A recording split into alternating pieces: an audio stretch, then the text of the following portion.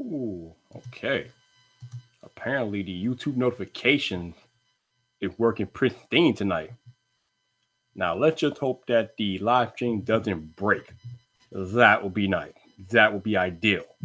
But given the fact that it's YouTube, we don't know what's going on. Oh man, is that Andrew Kahn? What's up, Andrew? How you doing, bro? Thanks for stopping by, man. I appreciate it. Dang. Okay, we got two buddy royalty in the chat already. I like that. We got Alan Osborne, Trenton Marshall. Wait a minute, that Tech Grant Trenton? Oh man, Tech Grant using the government name tonight. What's really going on? Oh man. FBT 2190, Jason C in the building. Mediocre Tech. What's happening? How y'all doing tonight? How y'all doing tonight? Person who likes tech. What's up?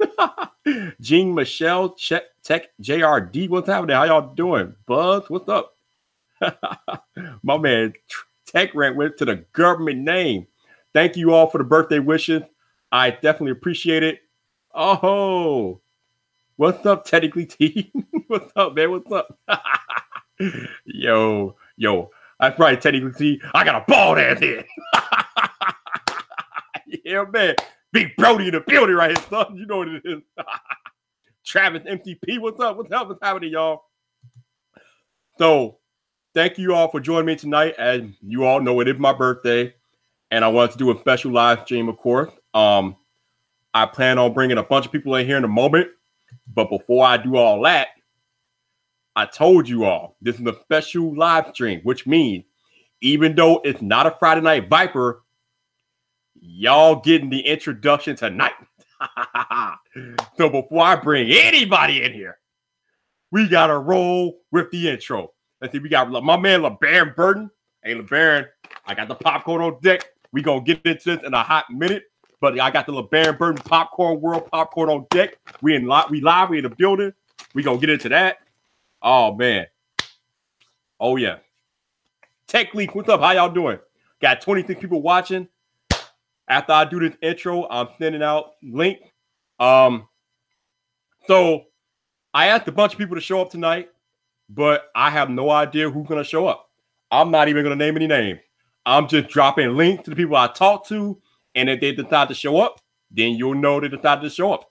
And then whoever doesn't show up, they don't show up. But I'm passing out links like a deck of cards, and we'll see what happens after I pass out the link. But I talked to a bunch of people, asked a bunch of people to stop by tonight. But people got their own lives. I don't know if they'll be able to come through or not, but we'll see what happens. Oh, we got Tal out there. What's up, Tal? How you doing? Tal just dropped a Google Pixel 3 review.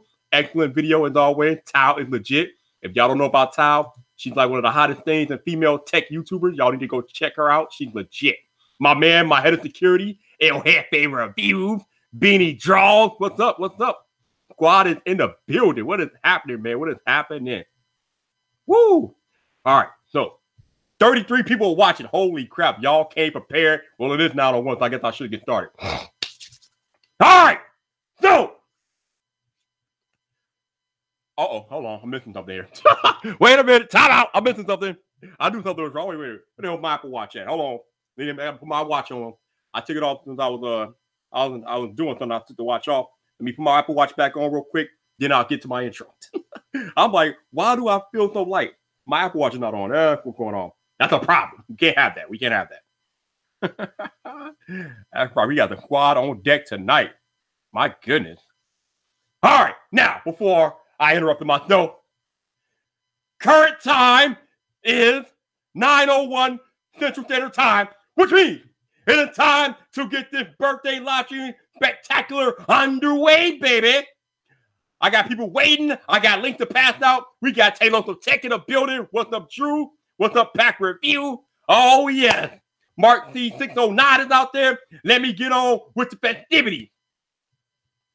So, even though it's not Friday, it is Tuesday night, which means I'm going to need you to sit back, relax, put your seatbelts on, put your trays in the upright position, because this live stream spectacular is about to take off, baby. Woo! Oh, we got C-Kid out there, the Mitten Dad. Oh, my goodness, y'all make me smile, man. 42 people are watching. This is great. Woo, man. So, without further ado, I think it's time to give the people what they asked for, what they came to see tonight. I think it's time to go to work. What's up, people? This your boy Vyyyper, the man about tech, and we are live! Welcome to the 3-8, baby! Woo! Oh, yeah! You are now live with the Vyyyper at my 38th birthday celebration. We in the building. We are live, and it's time for me to dole out some leaks. So if I talk to you about coming on, hold up momentarily while I take it to the Twitter to dole out a few links, and we'll see who wants to join me, and we see who don't, and we'll go from there. But welcome to the show, baby. So let me roll over here to the Twitter. Where's my tweet bot? There we go. We're in a building. Let's take it over to the direct messages. Oh, man. Oh, there we go. All right, we got one link then. Boom. One down. All right, who else in the building? We got who else? Yeah. Let me get my man. Yep, they got my dude here. I guess I'm not telling y'all who's coming. If they show up, they show up. All right, link down. If I talk to you about showing up tonight, you might want to check your Twitter DMs because links are inbound. All right, here you go. Let me talk to my man right quick here. Here you go. All right. Oh, where we at here? Go back. Where to go? Come back. All right, here we go. All right. Yeah, I can't make it. All right, come on. All right. Okay. All right. So we'll send that link. All right, that's thing. Oh, I'm sending these out quick. All right, that's 3. All right, who else out here? Oh, yeah. All right. Oh, come on, Rainbow Ball. I don't have time for the Rainbow Ball tonight. Get it together, MacBook. Jesus. My goodness. All right, send that link. Here we go. See what we can do out here. Oh, you know what? I need to get up with oh yeah, I need to send her a link too. Let's see what we can do. Let me see. Let me go out here to my okay. All right. Join me. Okay, here we go. And that link. I'm kind of losing track of how many links I'm sending out here. Were you sent already? Being slow. All right, here we go. All right, so that's going out there. All right. Cool, that link is out there. All right, what else? Okay, we'll deal with that in a minute. Oh, wait a minute, let me go back to my, I had to hold it. So how y'all doing tonight? What's going on with y'all? What's up? What's up, Vyyyper Nation? What's happening? 65 people. Oh, Jason and Zach must have sent some troops over. Okay. I'm sure a lot of y'all came over from the Painfully Honest podcast. What's up? How y'all doing? What's up? I appreciate that, Happy Jason. Happy birthday, Vyyyper! Oh, is that my man, Drew? How's it going? Happy birthday, man. Thanks for having me. Absolutely, Drew. How you doing, bro? Awesome.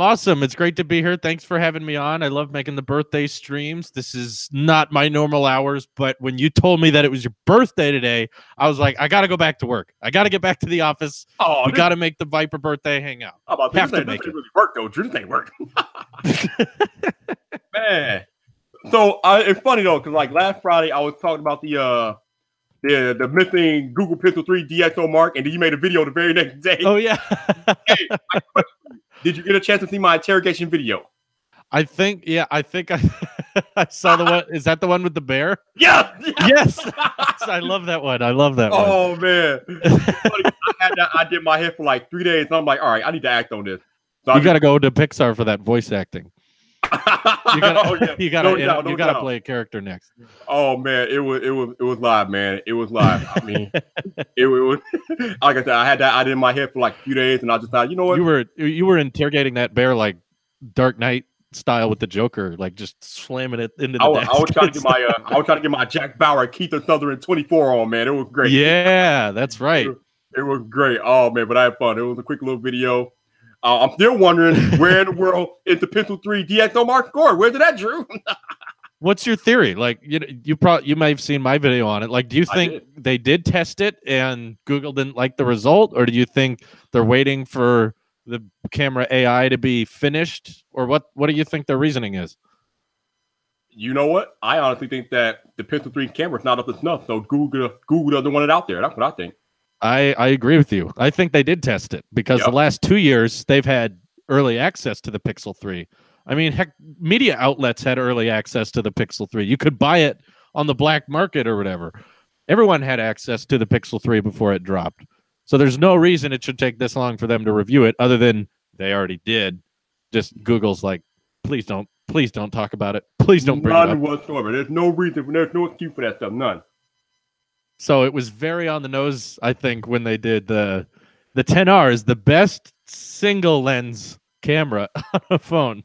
That's a little right in the face. But I'm seriously like, how is that for rubbing their nose in it? I mean, the last 2 years, DxOMark had championed. Well, not so much last year, but the first year when they originally unveiled the original Pixel, it had the highest DxOMark score. And then when the Pixel 2 came out, it had the highest score. And this year, nowhere to be found, man. Nowhere to be found. I'm like, whoa. So quiet. So very quiet. Like, shh. Not even a mouth, man. Not even a mouth. I mean, oh my goodness. So yeah, a little perplexed about that one myself. To be honest. They could have just said the 10R has a really good camera. They could have just said that. They could have just been like, not as good as the 10S, but still really good. But instead, they chose the words best single lens smartphone camera, which is very much elbowing Google right inside, like, hey. Not a direct slap in the face. I don't know. I mean, bam! Just slap them. That's the most passive aggressive I've ever seen DxOMark be. Seriously. Basically, just gave Google a big FU, more or less. Man. They took the money and ran. They took it and ran. I see, man. Y'all are chatting up out there. I appreciate it, man. We got 75 people watching. Oh, sweet. This is lit. Man. How's watch time going for this channel? I bet it's up there, right? Oh yeah, the watch time is great. It's the whole subscriber thing that's holding this one back, but the watch time. Yeah. I got you.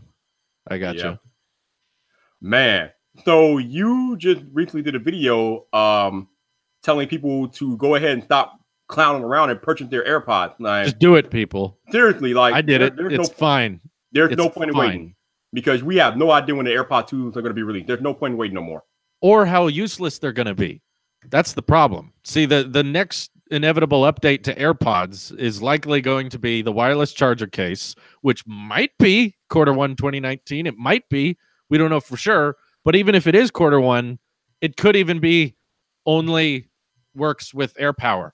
So you got to spend $300 to take advantage of these AirPods that work almost exactly the same as these. Just quit waiting. Knock it off.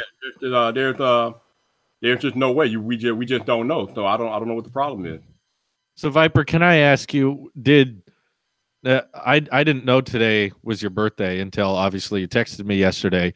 When you were growing up, was it hard because your family would always, or your friends and relatives would get you gifts and be like, so this counts as birthday and Christmas? I knew where you were going. I knew where you were going with this. And to be honest, no, not really, because good. No, I mean, the thing is, I only got like maybe one gift for my birthday, if that. So it really wasn't that hard at all, to be honest with you. I mean, cool. Mom was pretty good about that.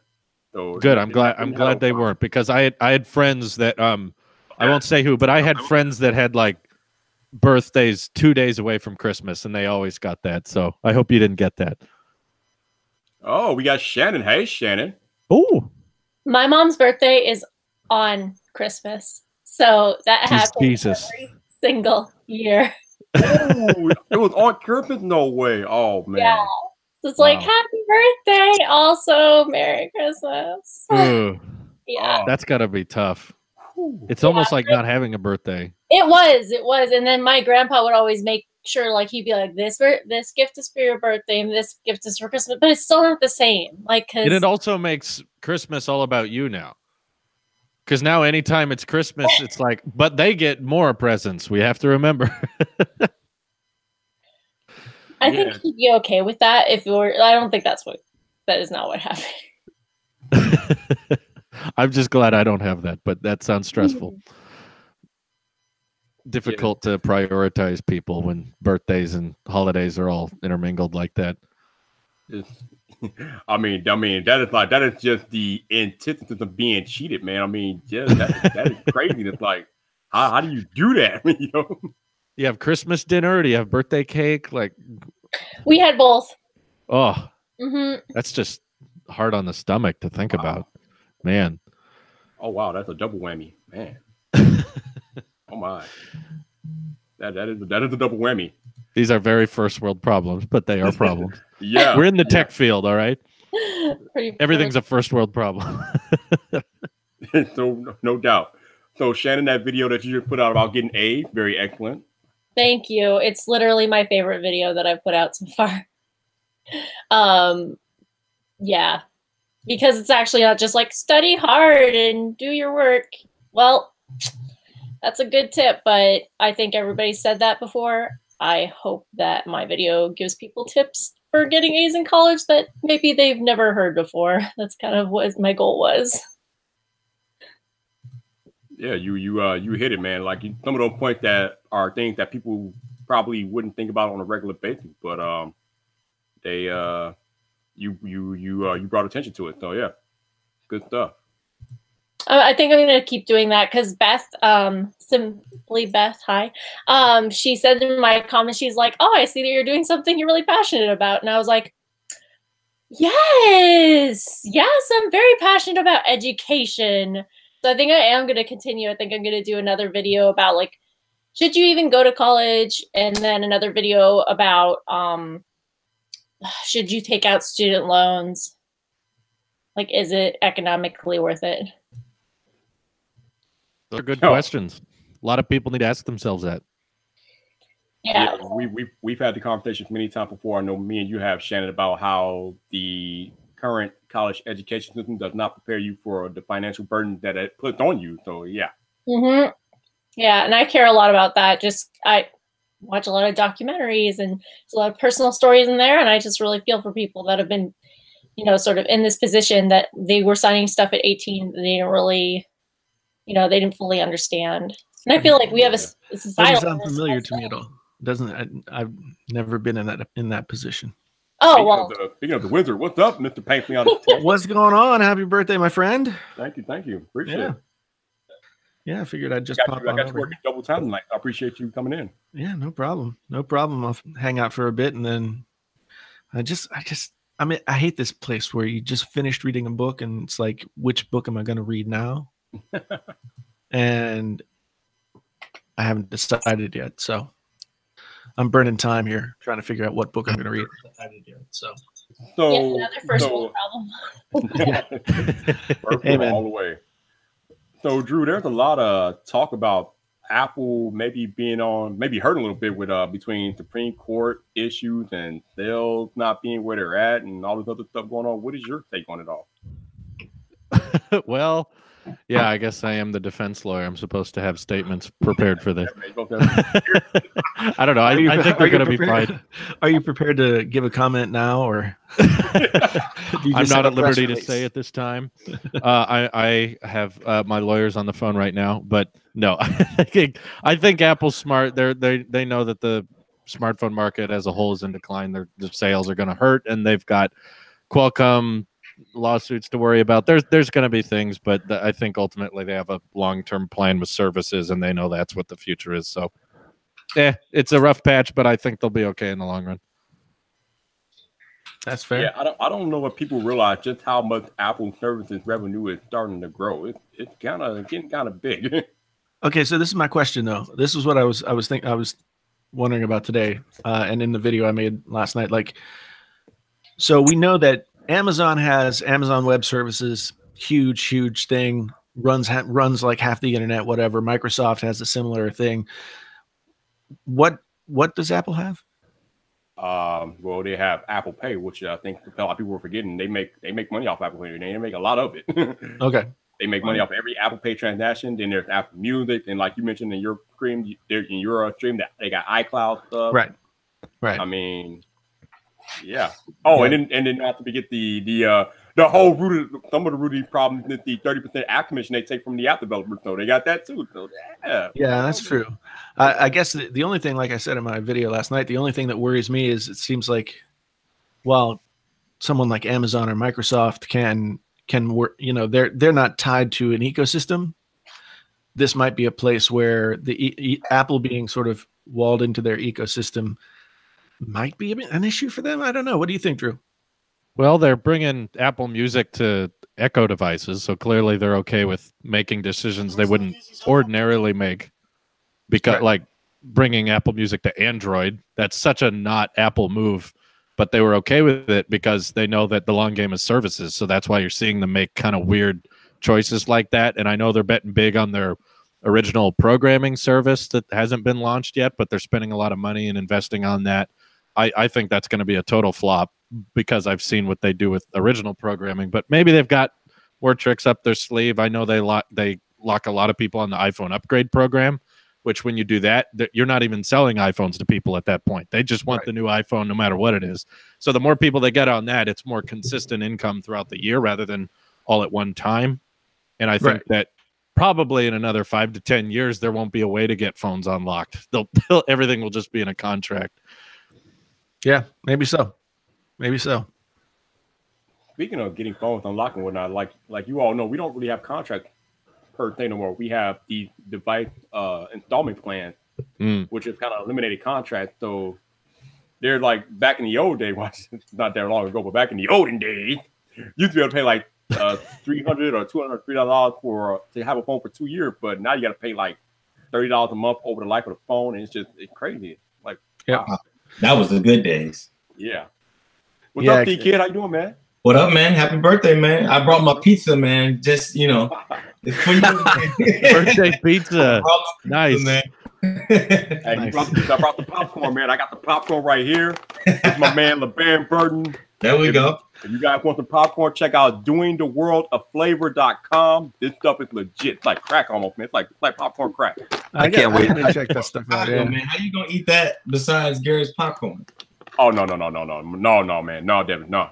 This ain't everything got nothing on this, man. They got like 250 flavors, and it's just let's see, right now in my hand, I got Cinnamon Toast Crunch, man. I mean, I got Cinnamon Toast Crunch popcorn. How's that even a thing, man? Seriously. I'll take that, man. I can eat Cinnamon Toast Crunch by itself. I can't wait. I can't wait to get mine. Oh, by the way, happy birthday, Vyyyper. Thank you, Zach. How you doing, man? I'm good. I was gonna play some Street Fighter, but I know you're working overtime too, man. What's up? Appreciate it. Yeah, I just we purposely we weren't gonna do a podcast at all. Jason, like out of nowhere yesterday, messaged me. He's like, "Yeah, I think we'll do this Saturday." And I'm like, "Well, that's quite a change." Hey, but it's your thing. And then he messaged me today, and he's like, "I think we'll still do the show because I don't feel like editing." And I'm like, "Okay, well, it's your show. I'm just a sidekick." And I'm like, I think we should start a half hour earlier, and just 90 minutes, and then for Vyyyper. And he's like, "Yeah, let's do that." So here we are. Yeah. Thanks for having us on, man. Thank you. Thank you for bringing people over. Appreciate you guys. Yeah, I got 3 videos in the can, and I thought, man, I'll just get them all 3 like Monday, Tuesday, Wednesday, and then I'll just go for the next ones. And then tonight I was just like, I'm not feeling the edit. I just want to sit around and talk to people. Nothing wrong with that, man. Nothing wrong with that. So, Mr. C Kid, I just watched your video today about you switching from or not really switching, but you got that Note 9 in your hand and you feel a little differently, huh? Yeah, man. Like it's kind of like I said, man. It's kind of got me messed up, man, because it's like I'm an Apple head, man. I got all types of Apple products, man. And when I got my hands on that Note 9, it just got me all kind of messed up. Like, but the phone itself, man, is legit. I had it for about 3 weeks now, and man, I've been on it heavy. Once I swapped that SIM card out, like literally my iPhone, it's right here on my desk right now. No SIM card in it, no nothing. I've been rocking with that bad boy heavy, man. And I don't know, man. It's definitely got the conversation started as far as me wanting to switch from iPhone to Android, man, from iOS to Android, which I never thought that would be. But, here we are, right? Yeah, I've been there 3 or 4 times. Maybe just this year. It's funny because the Note 9 is one of the very few Android phones that my man Taylor the Tech actually liked. That's true. I did say it's probably very decent. It can't get me out of the ecosystem. I didn't go that far, but I did. I did enjoy it. It was a fine phone. I almost switched back to it last night after using the Mate 20 Pro here for the last 3 weeks because there's just little tweaks, little things in this thing that Huawei still has not fixed, or I'm going to go into detail in my video, obviously, but the camera on this thing is just so awesome. But I had to think about it. Is it more awesome than not having a good experience like with the Note? And the answer to that is no. So probably going to go back to the Note here pretty quick. So, Yeah, the Note is solid, man. I am kind of missing the Note, but I'm rocking my 10R. I'm just gonna keep going. Hey Jason, you know what my Note has on it? It has a D brand skin. So speaking of Android phones and whatnot, my man Local Tech spent 33 minutes just straight eviscerating the Pixel 3. Oh my god. That was a good video. It was you funny, gotta talk to us man. about that, Drew. You gotta talk to us about that. That was horrible. That was a pretty terrible experience. It was embarrassing, quite honestly, how many problems I was having. I'm convinced I have a curse by now because I'll have problems no one else has. But I try to document it and I try to show the evidence of it, which is why in my thumbnail and title I would try to be as much upfront about the fact that I'm not being fair, because I was just I couldn't be so much text on a this phone was not fair to me. I've never seen so much text on a thumbnail until I saw it. I was like, it was like an essay. It was amazing, man. Yeah. I wanted to stuff everything in there. And the timing could have been even worse for you, Drew, because like you're getting married and here you are using this shitty phone, right? So do y'all hate so much was going on at the same time too. Pixel 3 was not a good phone. Really? Man. Yeah. I mean, there were good parts of the phone. I like the build better than I thought I would like it. I like the OEM case, and that's about it. No, serious. It's a good case. That's the thing. I had a lot of problems. I had a lot of problems with the software. Okay. Just a lot of weird software bugs, and me too. No updates forthcoming in like the few weeks that I used it. While I was told, when I was sent the phone, they told me, there'll be updates on launch day. So I was looking for that, and it never happened. It just, there wasn't any one thing that was like super terrible. There were some things that were pretty good. Would you guys agree it's a boring software because it is so plain? Yeah. I mean, for me, it just like, it didn't come together as an experience. Yeah, it felt like an experiment to me.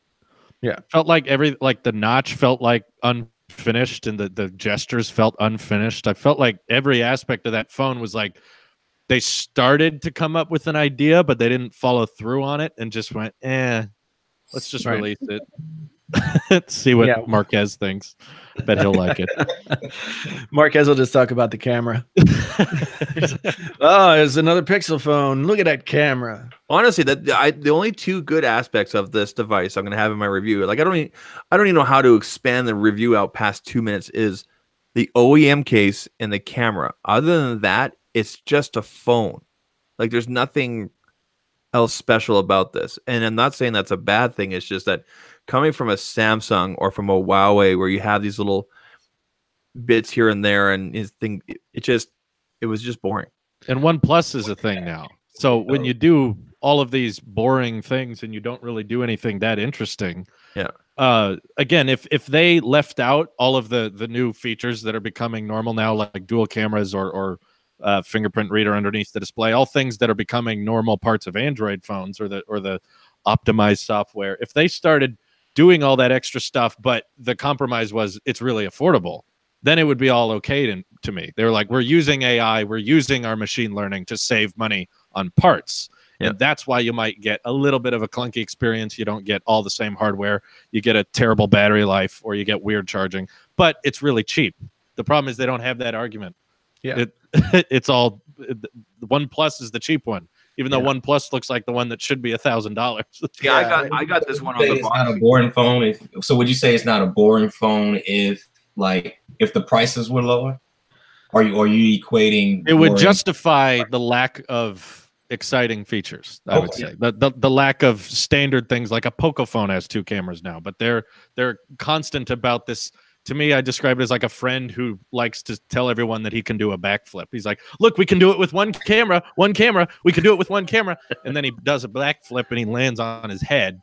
You're like, okay, just don't do a backflip. You don't have to do that. Just put a dual camera like everyone else is doing. We know you have good image processing. We know you've got good AI. If you had more hardware to work with it, that would be great. We know it's not that expensive. If you're charging $900 and other phones can easily have 2 cameras, where is that money going? And see, I got mine on the boxing week sale for $200 off, so it worked out to $799. That's Canadian, or whatever it was. Too much for that phone.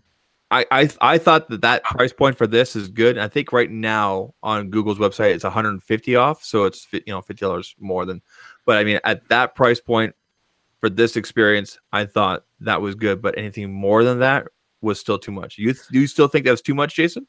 I do. I mean, really? Okay. Yeah, I just really think that there wasn't enough. It didn't come together into a whole experience. The software was buggy. It wasn't getting better. The updates weren't coming. It takes great photos, but there are a lot of people who say, well, I carry the Pixel just so I can take photos. It's like, well, it must be nice to carry around a $900 smartphone just to take pictures with it. Mm-hmm. Because that to me is not enough of a selling point. I watched a lot of the videos out there, like issues that, and I'm not saying like people weren't having issues, because obviously they were able to document it on camera. But did you? Like, when I had 0 issues with that phone. Like I didn't have a single issue with it. And the funny thing about it, once I started watching the videos, like I was actually trying to get those issues to happen, and I don't know, it just never happened on the phone. Like I had no problems with that phone though. It's just interesting hearing that though. I think that's kind of a typical thing too, because it almost feels like Pixel phones have had like gremlins, that only affect certain phones, and it's not enough to call it a problem, but it is enough to know that it's happening, and therefore it's like you don't know how to fix it. Yeah, and that's the worst problem for me. Is like if I have a phone that's wonking out, and I can't get it fixed because I can't reliably reproduce the problem, and other people aren't having the problem, like then it's like I come back to the price. If it's a $500 phone and I got to work a little bit harder to get it running smoothly, okay, maybe. But $900, I want a polished experience right out of the box. Especially when you're marketing yourself like that. Right. You're marketing yourself as the Apple of Google, I guess, or of Android, I guess in a way, right? Like I think that's how Drew's put it before. Like the Google's trying to say this is our Apple, right? Like they're trying to put themselves in that same category, but they're obviously not. I think clearly they put all of their time and investment on the first hand experience, because like Jason said, the build quality is really where I think they put a ton of attention. It feels very nice in the hand, which is a very Apple-ish move, is to be like, look at how it looks and how it feels and how the taptic feels and how you're able to feel the edges of it and how it looks in the hand. And they focus very much on their aesthetically pleasing or whatever. I don't think it looks good, but they stick with their matte finish / glossy top third, and they want it to look iconic, which to me is like they took the first page from the Tim Cook cookbook. They looked at the aesthetics and the feel, but they didn't look at the rest of the recipe. It's like, okay, but now you have to create an optimized experience with an ecosystem of products that elevate the experience. You have to do the other things. You can't just do the first part. It's almost like a kid who didn't have enough time to finish the test. Yeah. It's like, I'm just going to do C for the rest of these. And I mean, the Pixel, the wireless charger thing was kind of a cool idea with how it does something different than rather than just charge. Right. That's one thing I did like, because they sent me the charger and the phone, and it would do that nighttime thing, and it would remind you about stuff, but it would also every other day crash the freaking phone. So the first thing I crash using the charger? Yeah, using the wireless charger. Yeah. Really? Wow. Okay. The phone hung up, and I would have to restart it. And restarting that phone was kind of an adventure. I couldn't, as I remember.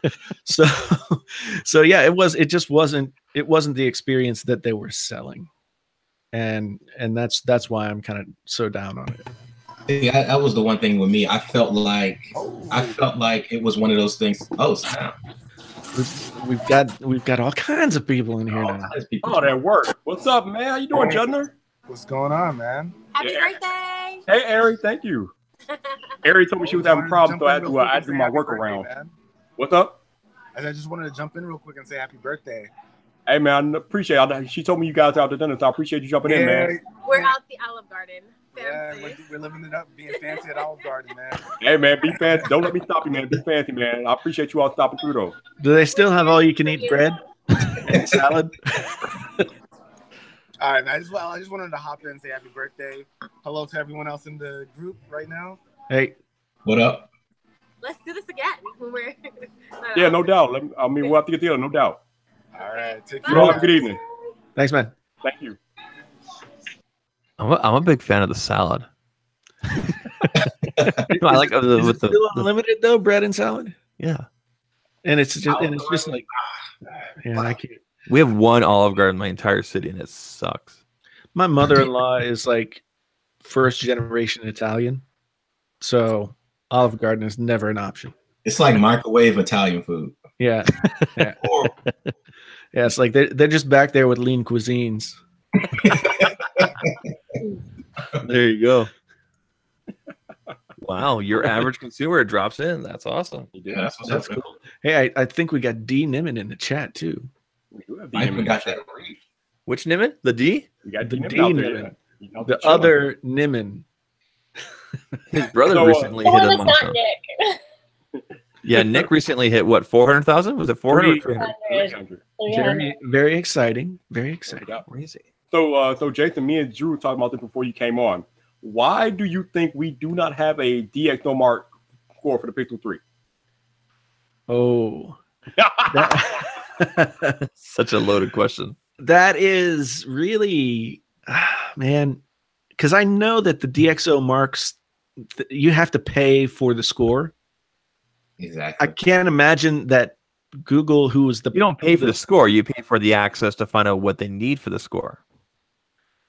I don't know. All I know is it's like pay to win. Yeah, it's like one of those things where you have to. There's a fee to have your phone evaluated, to have your camera evaluated, as I understand it. And so, I can't imagine that Google wouldn't pay it because they were the ones who brought this DxO thing out and started throwing it all over the place in the first place. We never heard about it until they brought it up. Yeah, right. So, all I can think is that DxO evaluated their camera and they weren't in first place. Yeah. And so they decided not to release it. That's what me and Drew think too. Yep. Well, I think it's just the biggest slap in the face for them to specifically word the article. The 10R is the best single lens smartphone. That's like, they could have just said it was good. They could have just been like, it's not the best iPhone camera, but it's decent. But instead, they're like, it's the best single lens. That's totally them throwing shade. That totally is. I believe that. That's some nasty shade. Yeah, very specific wording. And to this day, I'm still gonna do a video about how smartphone cameras, like, we talk about them. They're so important to everybody. We want to see camera comparisons. Blah blah blah. At the end of the day, who freaking cares? Your camera, your phone takes pictures, you know, and you're never going to be there like, oh man, I wish I would have had the Pixel 3. That would have been an awesome picture. That's true.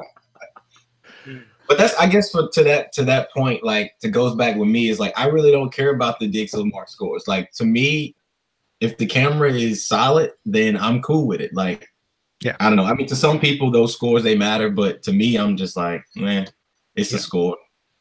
Yeah, you know, for somebody who's looking at different phones, I guess you could use those scores as some of the information that you're going to use to decide. Has anybody ever walked into an AT&T and said, you know what? I want the phone that has the best DxO score. Exactly. Off, whatever. Well, no, but see, my wife was in looking at phones at Best Buy, and that is exactly what, because people ask, like, they want to know, is the camera good? That's almost the first thing that anybody asks about a phone. And so this guy at Best Buy was selling the Pixel 2 XL, It's like I got the best score on DxO Mark, and it got this and it got that, and it takes really great pictures, and it has this AI that blah blah blah. And of course, like my wife doesn't know what any of this means, but it sounds really impressive, right? So she's like, "Oh, that's got the best camera because it's got all that stuff," you know. So I've said it before and I'll say it again. I think any phone, even from a tier 3 device all the way to a flagship in the last 3-4 years, is going to take, I don't want to say good enough. It's going to take good photos.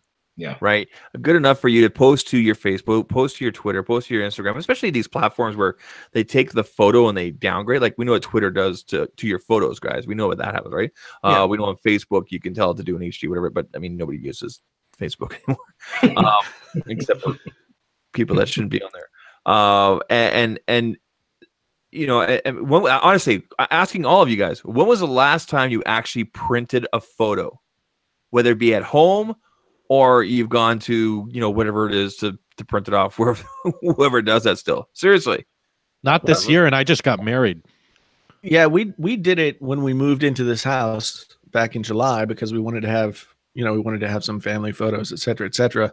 So we printed out stuff. We, you know, all of our dead dogs. And Jesus, I got dark. Not while they're dead, right? well, no, not while they're dead, but still pictures of the dogs. I mean, Jason, do you have your dogs stuffed around the house? no, we do have their ashes though. Oh my, what? Yeah, we have their ashes in little ash boxes. Actually, I do the same thing with my cats. Yeah. But anyway, yeah. So yeah, we've got pictures of all our dogs that are dead, and you know, pictures of the family and all that kind of stuff. I Okay. got a picture up there. Well, I didn't print that out, But there's a Drew, picture of my you probably hired a photographer, right? No, not at all. No, Oh, you didn't. Drew had people. He had people for that. We're cheap. We are super cheap. We did it all ourselves. He had Randy. Randy take care of all that stuff. Randy's That's like, right. Randy took over. Randy's Okay, like fourth, okay. man. when But we Randy got used married. But Randy used a good camera, though, is what I'm trying to say, right? For actual printing. He photos. used the exact camera I'm live with right now. There you go. When we got married, remember those disposable cameras? Like you would get them and they'd have one roll of film in it, and then you'd run out, like you'd use the film and then you'd take it to the place and they would develop the film for you. I remember. Okay. I just aged myself terribly. But yeah, that's what we put one of those on every table at our wedding. That's a great idea. Yeah, we had a professional photographer do like family photos and everything like that beforehand. But yeah. I printed out photos last week, or maybe 2 weeks ago. Yeah, but you do scrapbooking. You're weird like that. Just kidding, Shannon. I haven't printed out photos since my wedding day, and that was like 3 years ago. Yeah. It's funny, like we've had the printer that we have, it's like a big old HP printer, and it has that you pay it $2 a month to just keep using the ink that's in it. It's never run out. We've had it for like 3 years. That's amazing. Yeah. For an HP. Well, that's the thing. That's the thing is I don't even know if that's still an ongoing thing, but we still pay them. But the point is, like any camera that you've bought in the last, like I said, 3 or 4 years is going to be, for the most part, should be good enough to print off, you know, an 8x11 or whatever it is, unless you're doing some blow up mural thing on a wall. I mean, you know that you want to have the higher grade, right? But for the most part, we're all looking at our photos on digital or whatever, right? Yeah. I agree with you to a certain extent, just because. Okay, so because I'm in this whole beauty space a little bit on YouTube from time to time, I see a lot of Instagram posts, and everyone, I mean, I'm like, how do you get such a detailed photo of literally just your eye makeup? And that's not an iPhone camera. They're using professional, like they're using their Canons. Hashtag up in here. They be cheating. Oh, we got my man Terry Warfield. What's up, man? T. Warfield. Oh man. I can't hear you, bro. Here we go. Oh, here we go. What's up, man? Say, here we go. He's not on a cliff with Cody anymore. Yeah, he survived. Yo, that was the scariest crap of my life. Well, I'm glad you survived, bro. Hey, happy birthday, man. Thanks, man. I appreciate you. Thank you for stopping in.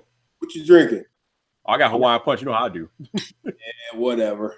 Yeah, yeah. When the cameras go off, he got that jack. So now that I got you here, I want to talk to you and T-Kid about y'all trip to New York and meeting Casey Neistat, man. Oh man, that was dude, that was a once in a lifetime trip, man. Like it was. So just to kind of back up a little bit, like, so Casey reached out to me over on Twitter and sent me a DM, and he was like, this was like on I think it was on like a Friday. It was like on a Friday, and he was like, what are you doing on Monday? Can you come to New York on Monday? And I'm like, yeah, like I'll be no problem. And so he's like, yeah, you know, it's a Samsung sponsored event that he's throwing for like emerging creators.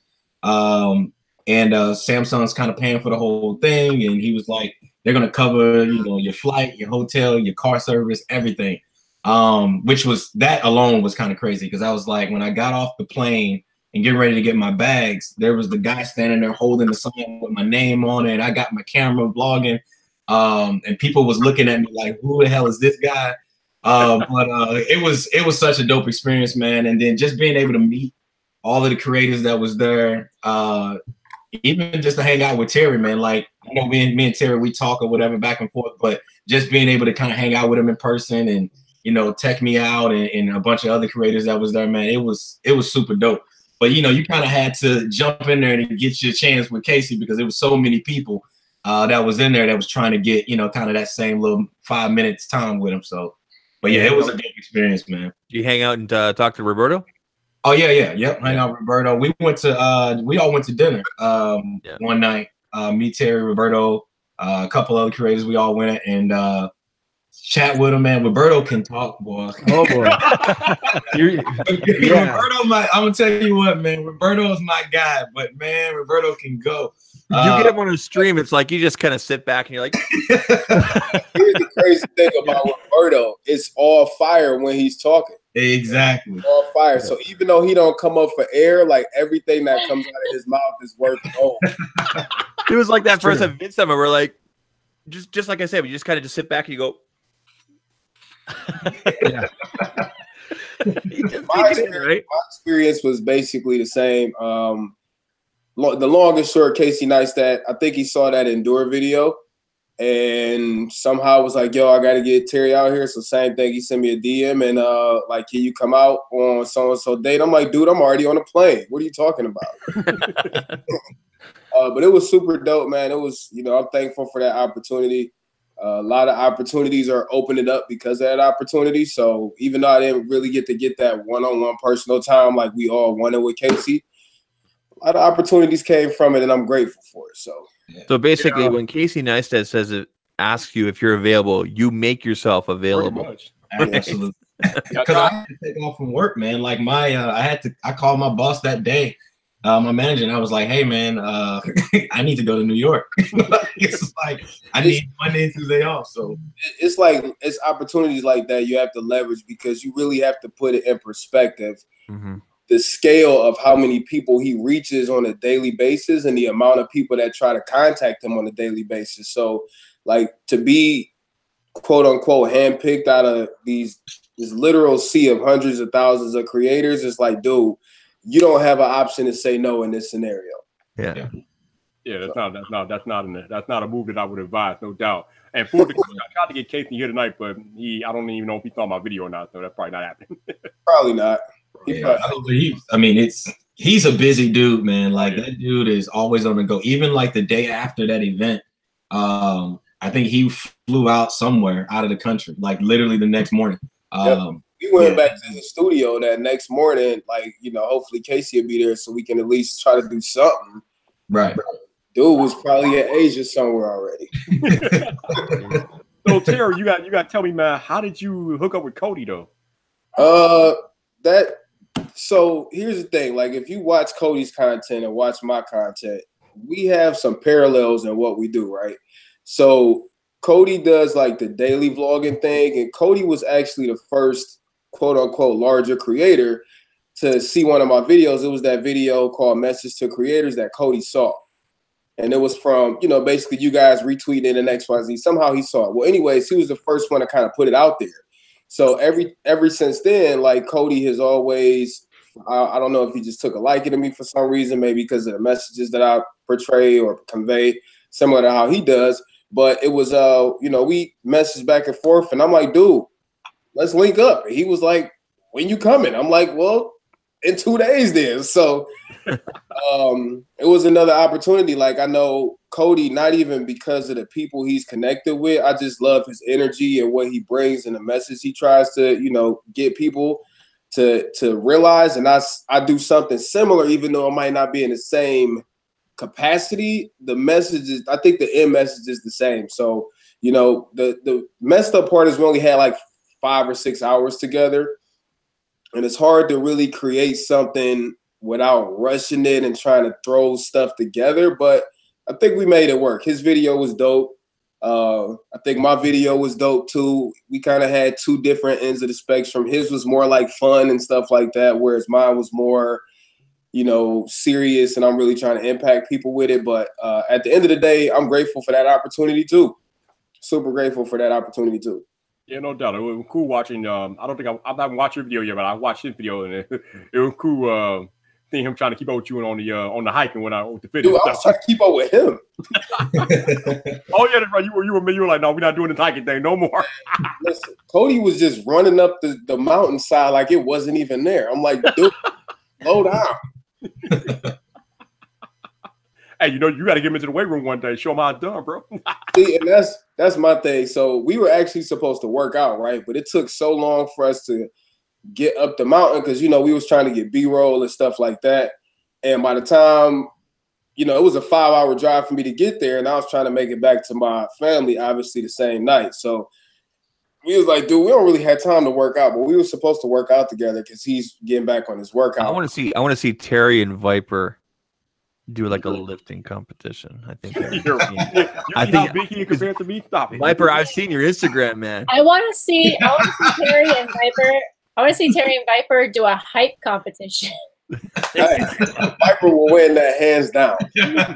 Yeah, I'm not lifting what he lifting, but I might be a little louder though. I've seen Vyper's Instagram. I'm on his Instagram, and I've got girls that I know looking at me. Who's that? That's my friend Vyyyper.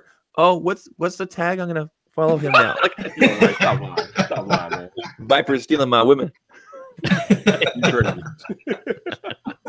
You wild, man. I don't even know what to say right now. I know Vyper's DMs.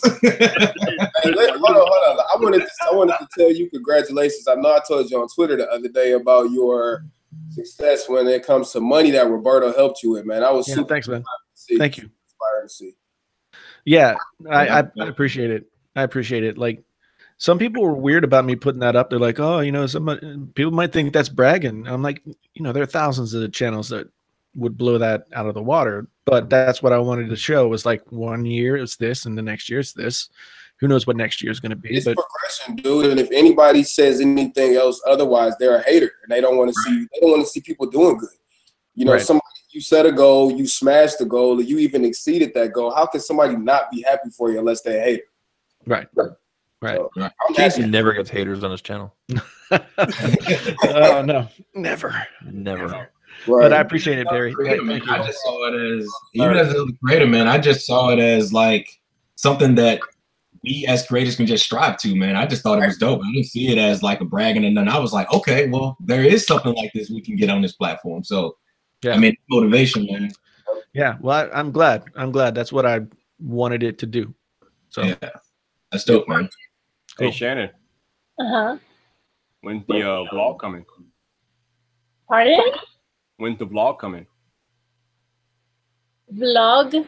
Yeah, your next vlog. My next vlog I'm editing. Well, I don't call them story times. They're more story times than vlogs. My bad. That's okay. No, because I have done like a vlog, and I have other vlogs that I just have not edited because they're from like June. Anyways, I'm probably just never gonna post them. But my next one is actually like a story time about my #MeToo experience, and I don't even know if I'm gonna post it because it's pretty deep. Well, it's it's something I'm ready to talk about, but I don't know if I'm ready to put it on the internet. I say do it. I say do it, man. Put it out there. Those are the best videos. Yeah, if I can go on the internet and talk to people about being an alcoholic and all that other stuff, then you can share that. That's important to people. I just want to say that sometimes I have my Instagram open and girls, like my friends, will see you on there and they'll be like, "Who's that guy?" Yeah, right. They follow you too. It's a 204-year-old wizard. Yeah, it's the beard, man. It's the beard. It's this luxurious beard that I'm putting in right now. Jason hasn't shaved since Vid Summit. Like he's just letting that thing go, man. Haven't shaved, haven't taken a haircut, rarely take a shower. Oh Lord. You know, I'm just, Okay, Stop. Don't even, Jason. Don't even. Man, if I ever go full-time YouTube, then who knows what's going to happen. Here's something I want to ask all of you guys. Kind of, sort of speaking of the whole Me Too thing. What are your thoughts about the whole? Hold on. What are your thoughts about the whole "Baby, It's Cold Outside" controversy? What is that? I heard about that. Okay, so there's the song. There's the holiday song "Baby, It's Cold Outside." It's been done by many artists and everything like that. And apparently, I guess depending on your perception and everything like that, some people say that some of the lyrics are controversial given the times that we live in now. You can't retcon that shit. You cannot retcon that shit. You can't go back and say, well, it was okay then, but it's not okay now, so stop singing that song. That's bullshit. That's okay. so bullshit. So we know how Jason feels. To me, man, I just think, man, because I heard about that. And to me, it's one of those things. It's like it's a Christmas song, like, and it's one of those things. It's an old. I mean, this is a song that's been around since like the 40s, 50s. I don't know how long that song's been around, but I mean, personally, to me, I mean, I can't talk about and speak about what someone else may feel, but for me personally, I don't see an issue with the song. I never looked at the song in that type of way. I just looked at it as just a Christmas song. Sound like to me, people being a bunch of suckers is what it sounds like. So here I'm going to read you guys some of the lines that people think are somewhat controversial. The neighbors may think, the neighbors might think, "Baby, it's bad out here. Say, what's in this drink?" People are saying that suggests that her drink has been spiked or she's had too much. Yeah, I know, right? Had spiked eggnog before. I mean, you're supposed to put rum in it, right? Right, exactly. Like the whole song, the tone of the whole song is humor. Yeah. Right? Yeah. It's the whole tone of the song. So there's a line later on saying, you know, what will my mother think? This, I mean, I just think it kind of brings me back to what's happening up here in Canada, and I don't know if to a certain point what you guys are having down in the United States, where we're having statues and this and that and things renamed this and that because it offends people now when it's actually part of your history. You guys know what I'm talking about? Like you guys, that whole thing that happened last year with the statues and everything like that, right? And I understand that point because it's so touchy because I understand both sides, right? Yeah, but I mean, you can definitely go and say, okay, we have a different understanding and sensibility about this compared to what we had before. Mm-hmm. But the lyrics to a Christmas song, exactly, you know, unless it's talking about let's go kill some, you know, whatever, you know, it's like, and that would be terrible. Yeah, past is the past. Man, I can't stand when people dig up stuff from the past. Hey, man, the past, we learn from it, we progress as a society, we move forward, and leave the past where it is. That's exactly how I feel, Terry. So there's it's like it's almost the same thing that happened to Kevin Hart. Like he was supposed to be the host of the Oscars, then they dug up some old tweets, and I'm just like, really? Like, that's the past. That was ridiculous. I would say it's a bit of a listen and let listen. To me, it's not something we do enough as a bunch of people to get that upset over. Like maybe if you want to avoid the controversy, don't broadcast it as a radio. But if it doesn't bother you, listen to it. If it does bother you, don't listen to it. I don't think it needs to get even more complicated than that. Well, exactly right. You don't like the song, turn it off the radio, right? Right. I mean, there's plenty of objectionable songs out there. Exactly. Actually, I want to know what Shannon thinks about this. Shannon, you have an opinion on this?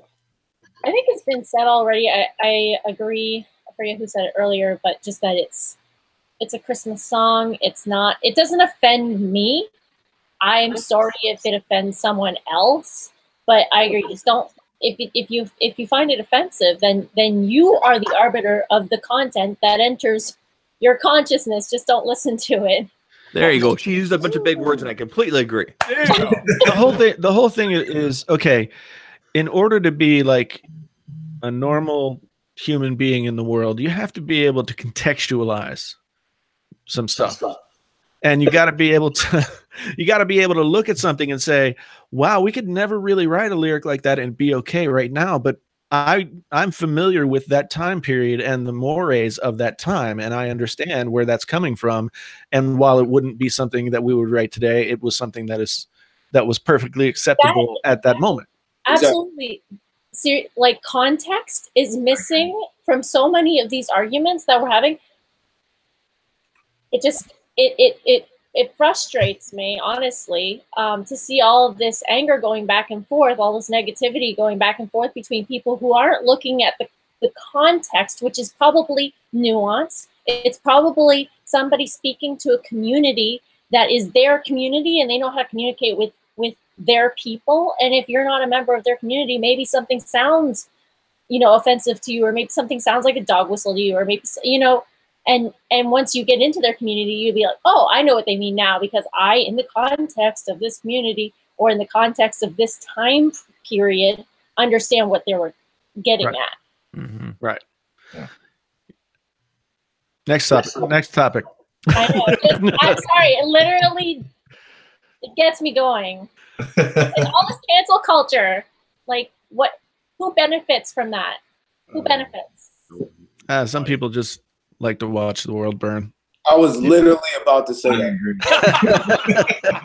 Literally about to say that. 100%. So, Mr. Painfully Honest Take. Yes, dear. Yeah, dear. This is about to be good. Yes, honey. It's a little weird, but okay. But how did you? I guess I should ask you. What made you start your second music channel there? The music thing is something that I've been wanting to. I've been doing music since I was really, really young, and I used to do a little bit of like throw a cover up on the channel every once in a while, like a song that I liked or something like that, and just perform it and throw it up on the channel. It's not appropriate for Painfully Honest Tech. Like, that would be off brand.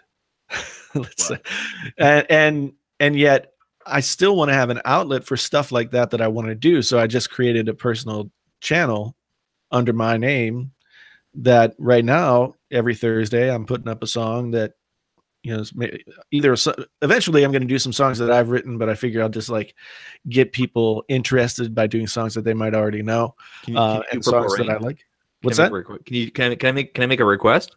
You can. You should do this. You should do this right here. What is he doing? This right here. Yes, I'll do that on Thursday. You'll do Purple Rain? Yeah. Awesome. Can you also do Mariah Carey's "All I Want for Christmas Is You"? No, I cannot do that. My wife will love that one. That's for sure. She's the biggest Mariah Carey fan. Yeah, I just don't think that one's really in my wheelhouse. So hopefully, with all the crap that's going on with Article 13, hopefully Article 13 doesn't pass, because then you might not be able to do your channel that much no more, Jason. Well, I got an Article 13 video coming out tomorrow. Good. Yeah. I've been waiting to hear from you about that. Yeah, it's my experience as a musician, like, sort of colors my feelings about Article 13. On one hand, I was deeply impacted by Napster and the sort of everything is free now culture of file sharing. And it didn't directly impact me in the sense that, like, people weren't stealing my music, but they were stealing enough music that the people who might be looking at me and saying, hey, let's give him a deal and see what we can do, they then have to pull back, and their budgets aren't what they were before, and the opportunities dry up. And you have what the music industry is now, which is all like corporate driven, sure things. Everything's going to be a hit, and that's what they had to do because of the whole file sharing thing. The music industry used to be about crazy people making music, and now it's about corporate people making money. But I may sound ignorant to this, but can somebody break down like the the page Cliff Notes version of what the whole Article 13 is about? We should get Roberto in here to explain it. Roberto is on his way. Really? Well, Yeah. I just You'll did give the long answer. I just recorded the. Hey, let's let Jason take care because he probably has a deeper understanding than any of us, really. Yeah, well, so I just did the video yesterday. So the Cliff Notes version is Article 13 is part of something that's called the Directives on Copyright. The European Union has written this thing, and it was due for a rewrite, and they've been working on it for many years. I think it was like 2010 or something when they originally were like, now it's time for us to redo this. Article 13 is an article that says basically the big sticking point is that the YouTubes in this, the Facebooks, the Twitters will be responsible for upholding the copyright laws, right? So YouTube has to become a gatekeeper and say, is this copyrighted material? Is it being used appropriately, et cetera, et cetera. And that's the big sticking point of Article 13.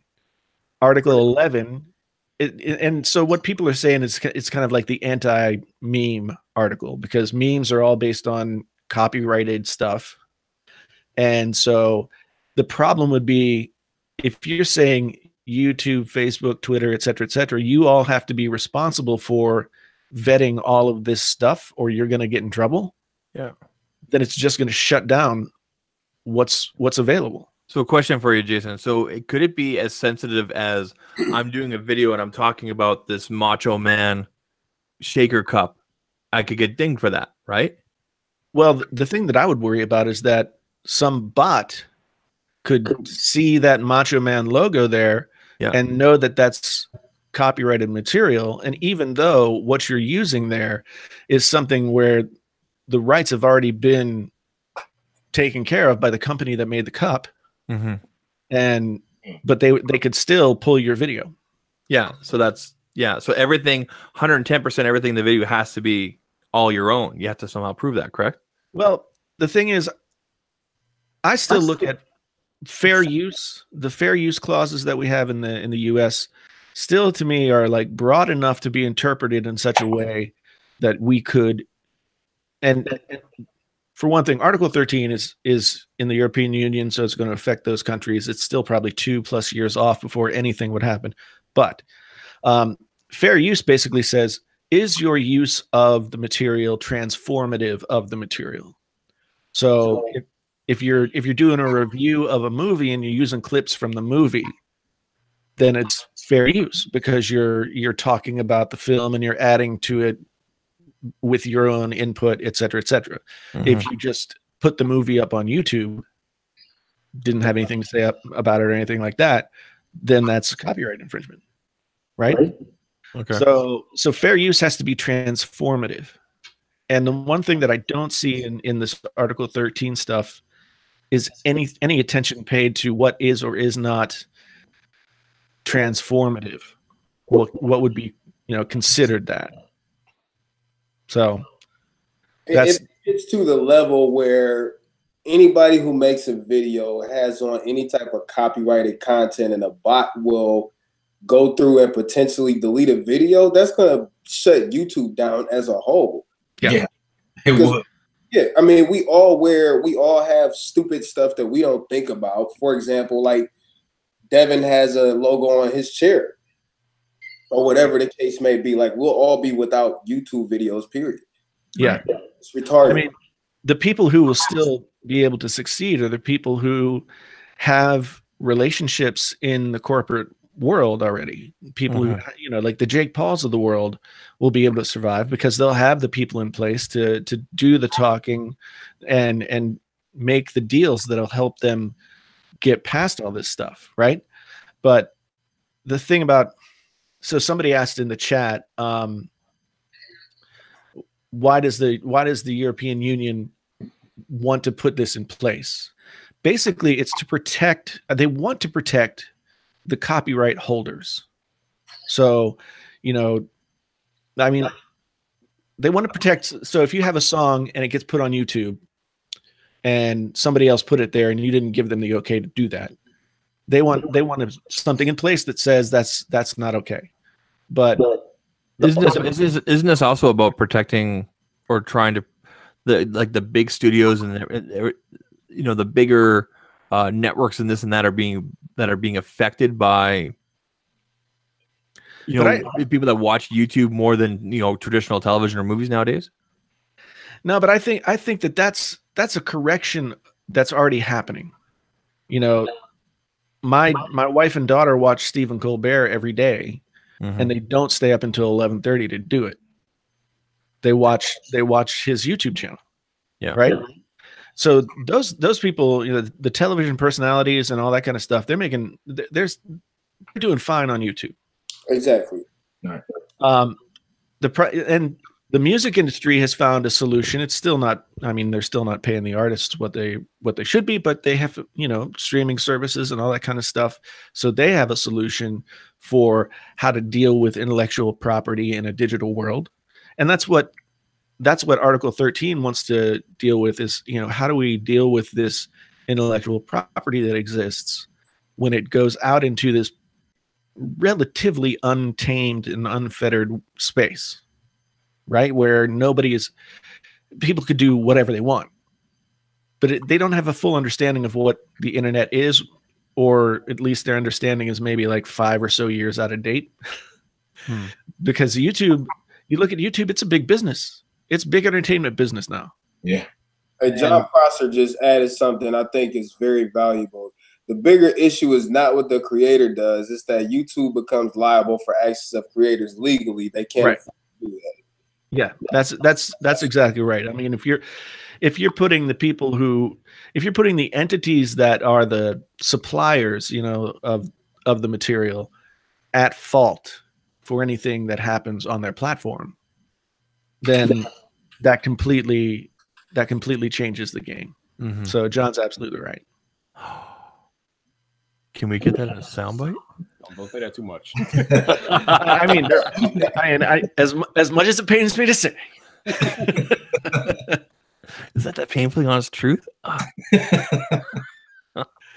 So I watched CJ No Tech video earlier today, and he did the collab with D-Kid and Mr. Terry Wilfrill here, and they were talking about the best smartphone of 2018, and I kind of happen to agree.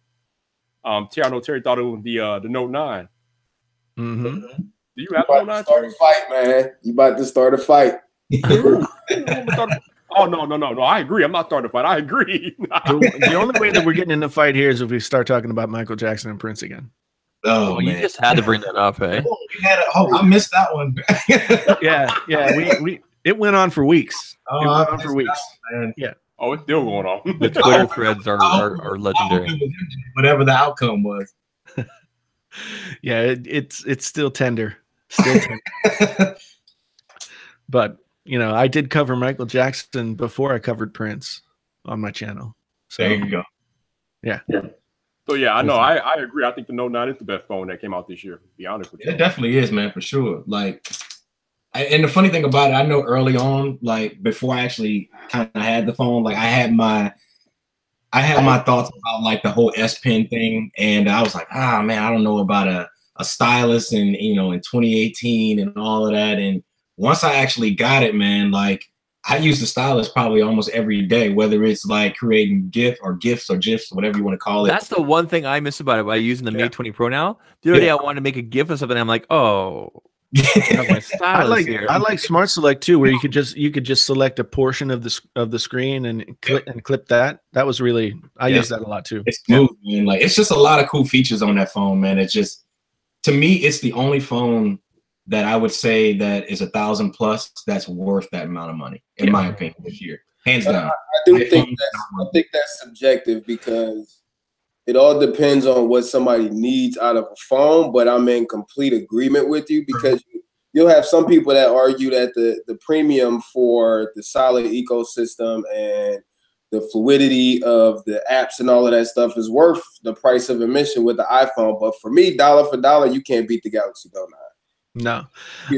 The Galaxy Note 9, it checks all the boxes. Like, yeah, I don't think he's talked about it in recent years, but MKBHD always had these like 5 things that a phone's got to have: a solid camera, battery, screen. I can't remember what the rest of them were, but if they have all of those things, then it's a solid phone worthy of your dollar. And the only problem with the Note 8 was battery. Who's this guy? Yo, And I couldn't hear anything. And they solved the battery problem. And yeah, there's just no holes in the Note 9's game. Yeah, Oh, drats. I'll be right back. Oh, we got my man, Mr. John Prosser. What's up, dude? I tried. I ran, and I thought I thought you guys were still talking about Article 13. And I didn't make it in time. No, Go back. you can. I ran. Yeah, go do your thing, man. What you I want was to say I was about in the car. I was in the car, and I was like, "Oh my god, I hope they're still talking about it." And I ran, and then you weren't. it? Wait, what do you want to add to about it? What do you want to add? First of all, happy motherfucking birthday, my dude. There we go. Appreciate it, man. That's number one. The conversation's over. I missed it. I done missed it. I just wanted to I was trying to say in chat, so Article 13 started because, well, Article 13 is just part of the law that they tried to put forth, but it started because they wanted to basically restructure copyright law for the new age of the internet. Right. Because they thought it was outdated. And I think the intentions were great. There's just one piece of it that is the actual execution of the rules is terrible. And that's the Article 13 part, where essentially the 2 main problems are, number one, obviously you have to own your content completely, or have proper rights somehow. Right. And you could get away with that if you got a paper from the brand or something. The bigger issue is that the creators will no longer be liable. It'll be YouTube, the company themselves. So whereas a creator does something bad, the bot can strike down the video and you get a copyright strike. That won't happen. YouTube will just get sued by the EU. So the problem is YouTube won't be willing to take that risk. So they just won't allow content in and out. And that sucks for a lot of people. Yeah, unless they have the support of big corporate whatever behind them that will do all the work ahead of time to clear you for whatever it is that you're doing. And that's YouTube is predicated on, the idea that anybody could grab their phone and make a video and put it up on the internet, and that's how the discussion works. And YouTube would not be YouTube. You'd have to have permission from the brand, but also YouTube would have to greenlight you specifically. Yeah. To trust you. Yeah. And that just, there's also that Article 11 too, which is not good, but not as talked about. Mm-hmm. Where basically people they're saying that news services, et cetera, people who create content in a written form, they're not getting traffic to their websites. People are looking at news aggregators instead. So there's a link tax. You have to pay to have more than 5 words of content on a link to a news story. I like how it was supposed to update copyright law to be modern in the age of the internet, and they didn't get how the internet works. Well, John, did you see the headline on The Verge today that the Google CEO had to remind the politicians? Oh, dude, Google that's in the show. What dude, it's the same thing that happened with Zuckerberg, right? Yep, there was a reason to put Zuckerberg in front of them, and we were all yeah, get him. And instead of asking him actual questions that they could have asked him, they could have got him on some stuff, they asked him things like, "Hey, why does pop-up happen on my iPhone?" Oh, how do I do the Google? Just wait till Roberto get in here. He's gonna go off. Roberto is on his way in right now. He just said just got his PC working. What a damn mess. Got the RAM in there. Wow, y'all about to get a rant coming because Roberto been ranting about this for a minute. I think for me, one of the biggest things that just from listening to you both, one of the things that I'm struggling with is with a big corporation such as Google, YouTube and all of that. You would expect that they could somehow easily get the backing of these brands that help make those brands a shit ton of money. Well, they aren't willing to. Like the way companies like to work, just in general, is they usually go with the strictest laws and apply that to every country. Mm-hmm. That way, they don't have to like manage the rules for each country because that becomes hard. And in this case, I genuinely think YouTube would just rather shut content out, in and out. Just make like a blanket statement. Yeah. All right. So let me say what's up, my favorite YouTuber. What's up, Floss? How you doing, man? Appreciate the birthday wishes, bro. Waiting for you to come in, baby. Yeah, I think so one thing that I talk about in the video that's going to come out tomorrow is that there's something like 72 years worth of video put on YouTube every day. Yeah. How can they automate that process? That's what I'm saying.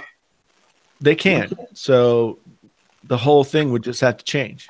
But a lot of people have been saying, like I think even John said it, that the content ID is already in place. So why isn't content ID good enough? Because you know how content ID works. Would you be willing to put your brand's money in the form of lawsuits on the line with content ID? Would you trust it that much? Or probably not. Exactly. Right. YouTube can't do that. You can beat content ID too on top of that. Yeah. Yeah. Yeah. Gaussian blurs. every like the whole room that you're in would have to be like just blurred out. Right. So there's really only two options. YouTube takes the rules from the EU and applies that universally, but then everything in America sucks. Like that, and they know they'd ruin the entire website. So I mean, as a business decision, I mean, it's got to be a tough decision, but they would have no choice but to protect themselves, because if even one person or a few people mess up in the EU side of things, then we're dealing with, like, we thought the adpocalypse was bad. This would actually affect YouTube's business and in turn like wreck us on every side of the planet. Yeah. If this goes through, I see a lot of VPN in Europe's future. But the VPN will protect you from laws that exist where you are. VPN. No, but that way at least they could view our content if YouTube. Yeah. Technically, yeah, I guess so. If I was a creator though, I wouldn't use a VPN. Oh no, I would move here. I migrate to the US.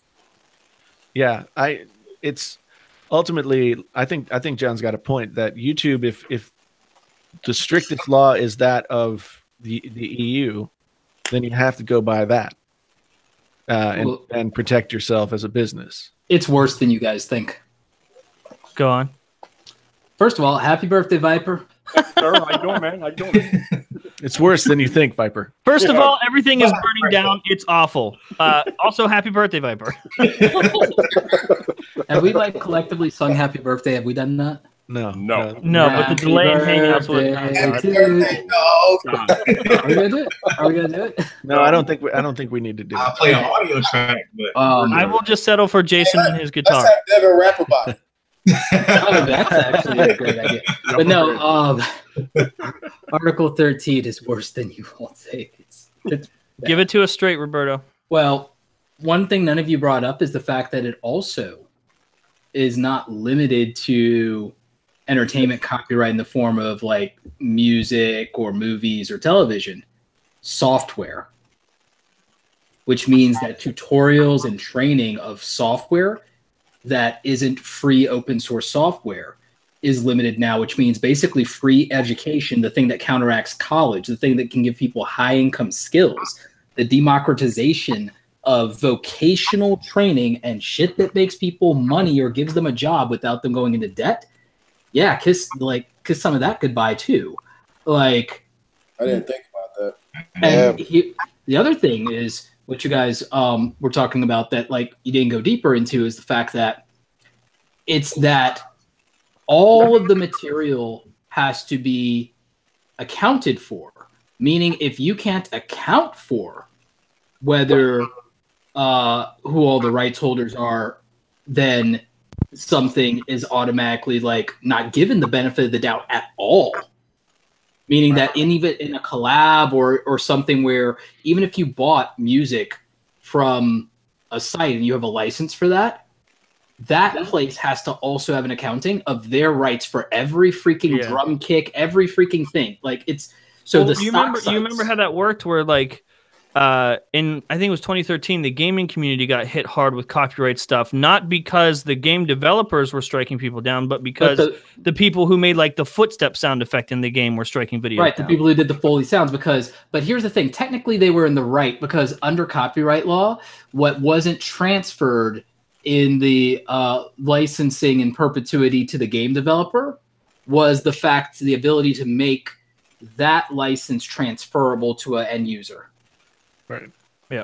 It's like not transferable to a third party in perpetuity. So that's like copyright law is a pain in the ass. But like with a background in photography and design, I had to learn, and working in advertising, I had to learn copyright law, because you can't work in advertising and not learn copyright law. So prior to YouTube, like that's part of even what I decided like my channel would not utilize. Like it'd be easy to do memes into content and still be fun and informative. It'd be easy to do a lot of things and leverage fair use to make the content more interesting. But I was always waiting for this shoe to drop, because I just knew eventually, it would happen. Yeah, I mean, because the U.S. laws don't matter in this case. It does not matter. The changes will happen regardless of what our laws are. Right. International law. I mean, I suspect that it was media companies, leveraging lobbyists in the EU, because if they tried this move in the United States, John, don't you think that we would have all as YouTubers just done a class action suit and sued the United States government? Yeah. I feel like and I almost feel like this wasn't even intentional. I feel like this is just a bunch of old people who don't actually know the wording, and it's a really bad execution of good intended rules. I think most of it was that. And then I think somebody snuck in some, let me just... Yeah, let me just ruin this whole website here. And it goes beyond YouTube, too. It affects every... Because the other thing no one talks about is there's no reason to make another social media site now. There's no reason to invest in a competitor to YouTube, Snapchat, Instagram. There's no reason to... If you're an investor, because like somebody I know was talking about, oh, it'd be a great time to start a rival social media site to anything now and all the technology. And I'm like, dude... It's the worst time. Nobody's going to put money into that. No one's going to invest in that as a VC, because look at what's coming to happen with all this copyright stuff, the liability. What investor would even, might as well burn the money? Yeah. So here's the thing. Roberto, you say that if this happened in the U.S., we would like, YouTubers would get together, a bunch of people would get together and file a class action lawsuit. So how come they're not doing something like that over in Europe? Because the laws are different in Europe. Yeah. In the United States, if they did this, especially, and here's the thing, in the United States, it's so weird, because the thing is, like, I almost think weirdly that this administration would want to do it because they hate social media and they hate Silicon Valley, but I think there's too much of their constituency, especially on free speech, freedom of expression, that would not be happy with this. All YouTubers would cross party lines on this and say, screw it, anyone anti-internet's out. But we would literally just sue the United States government and probably win in this case. Because, I mean, at that point, it's content creators and influencers at scale, which is the biggest YouTubers are in America for the most part, with the exception of PewDiePie. So you got that. So the grassroots campaign of that would be insane. Plus all of the social media companies in Silicon Valley. The United States government doesn't have a chance against that. So sorry, we'd win. Yeah. Right. And I feel like we just recently unblurred the lines of fair use here. Yeah, thank you, Ethan. Yeah, because I mean, if I'm not mistaken, we had a chance back in the day with Ray William Johnson and his fair use lawsuit that he lost. Mm-hmm. So yeah, there was. I'm glad. Yeah, I think he lost it. Let me look it up. But also back then, fair use was even more gray and more people were ignorant than they are now, which is why H3 won, I think, is because of timing. Here's another part of this. A lot of people don't realize that we've went through a version of this. Yeah, he lost the lawsuit. Yeah, we went through a version of this in 2007, and people don't realize that when Viacom sued Google and YouTube for over $1 billion.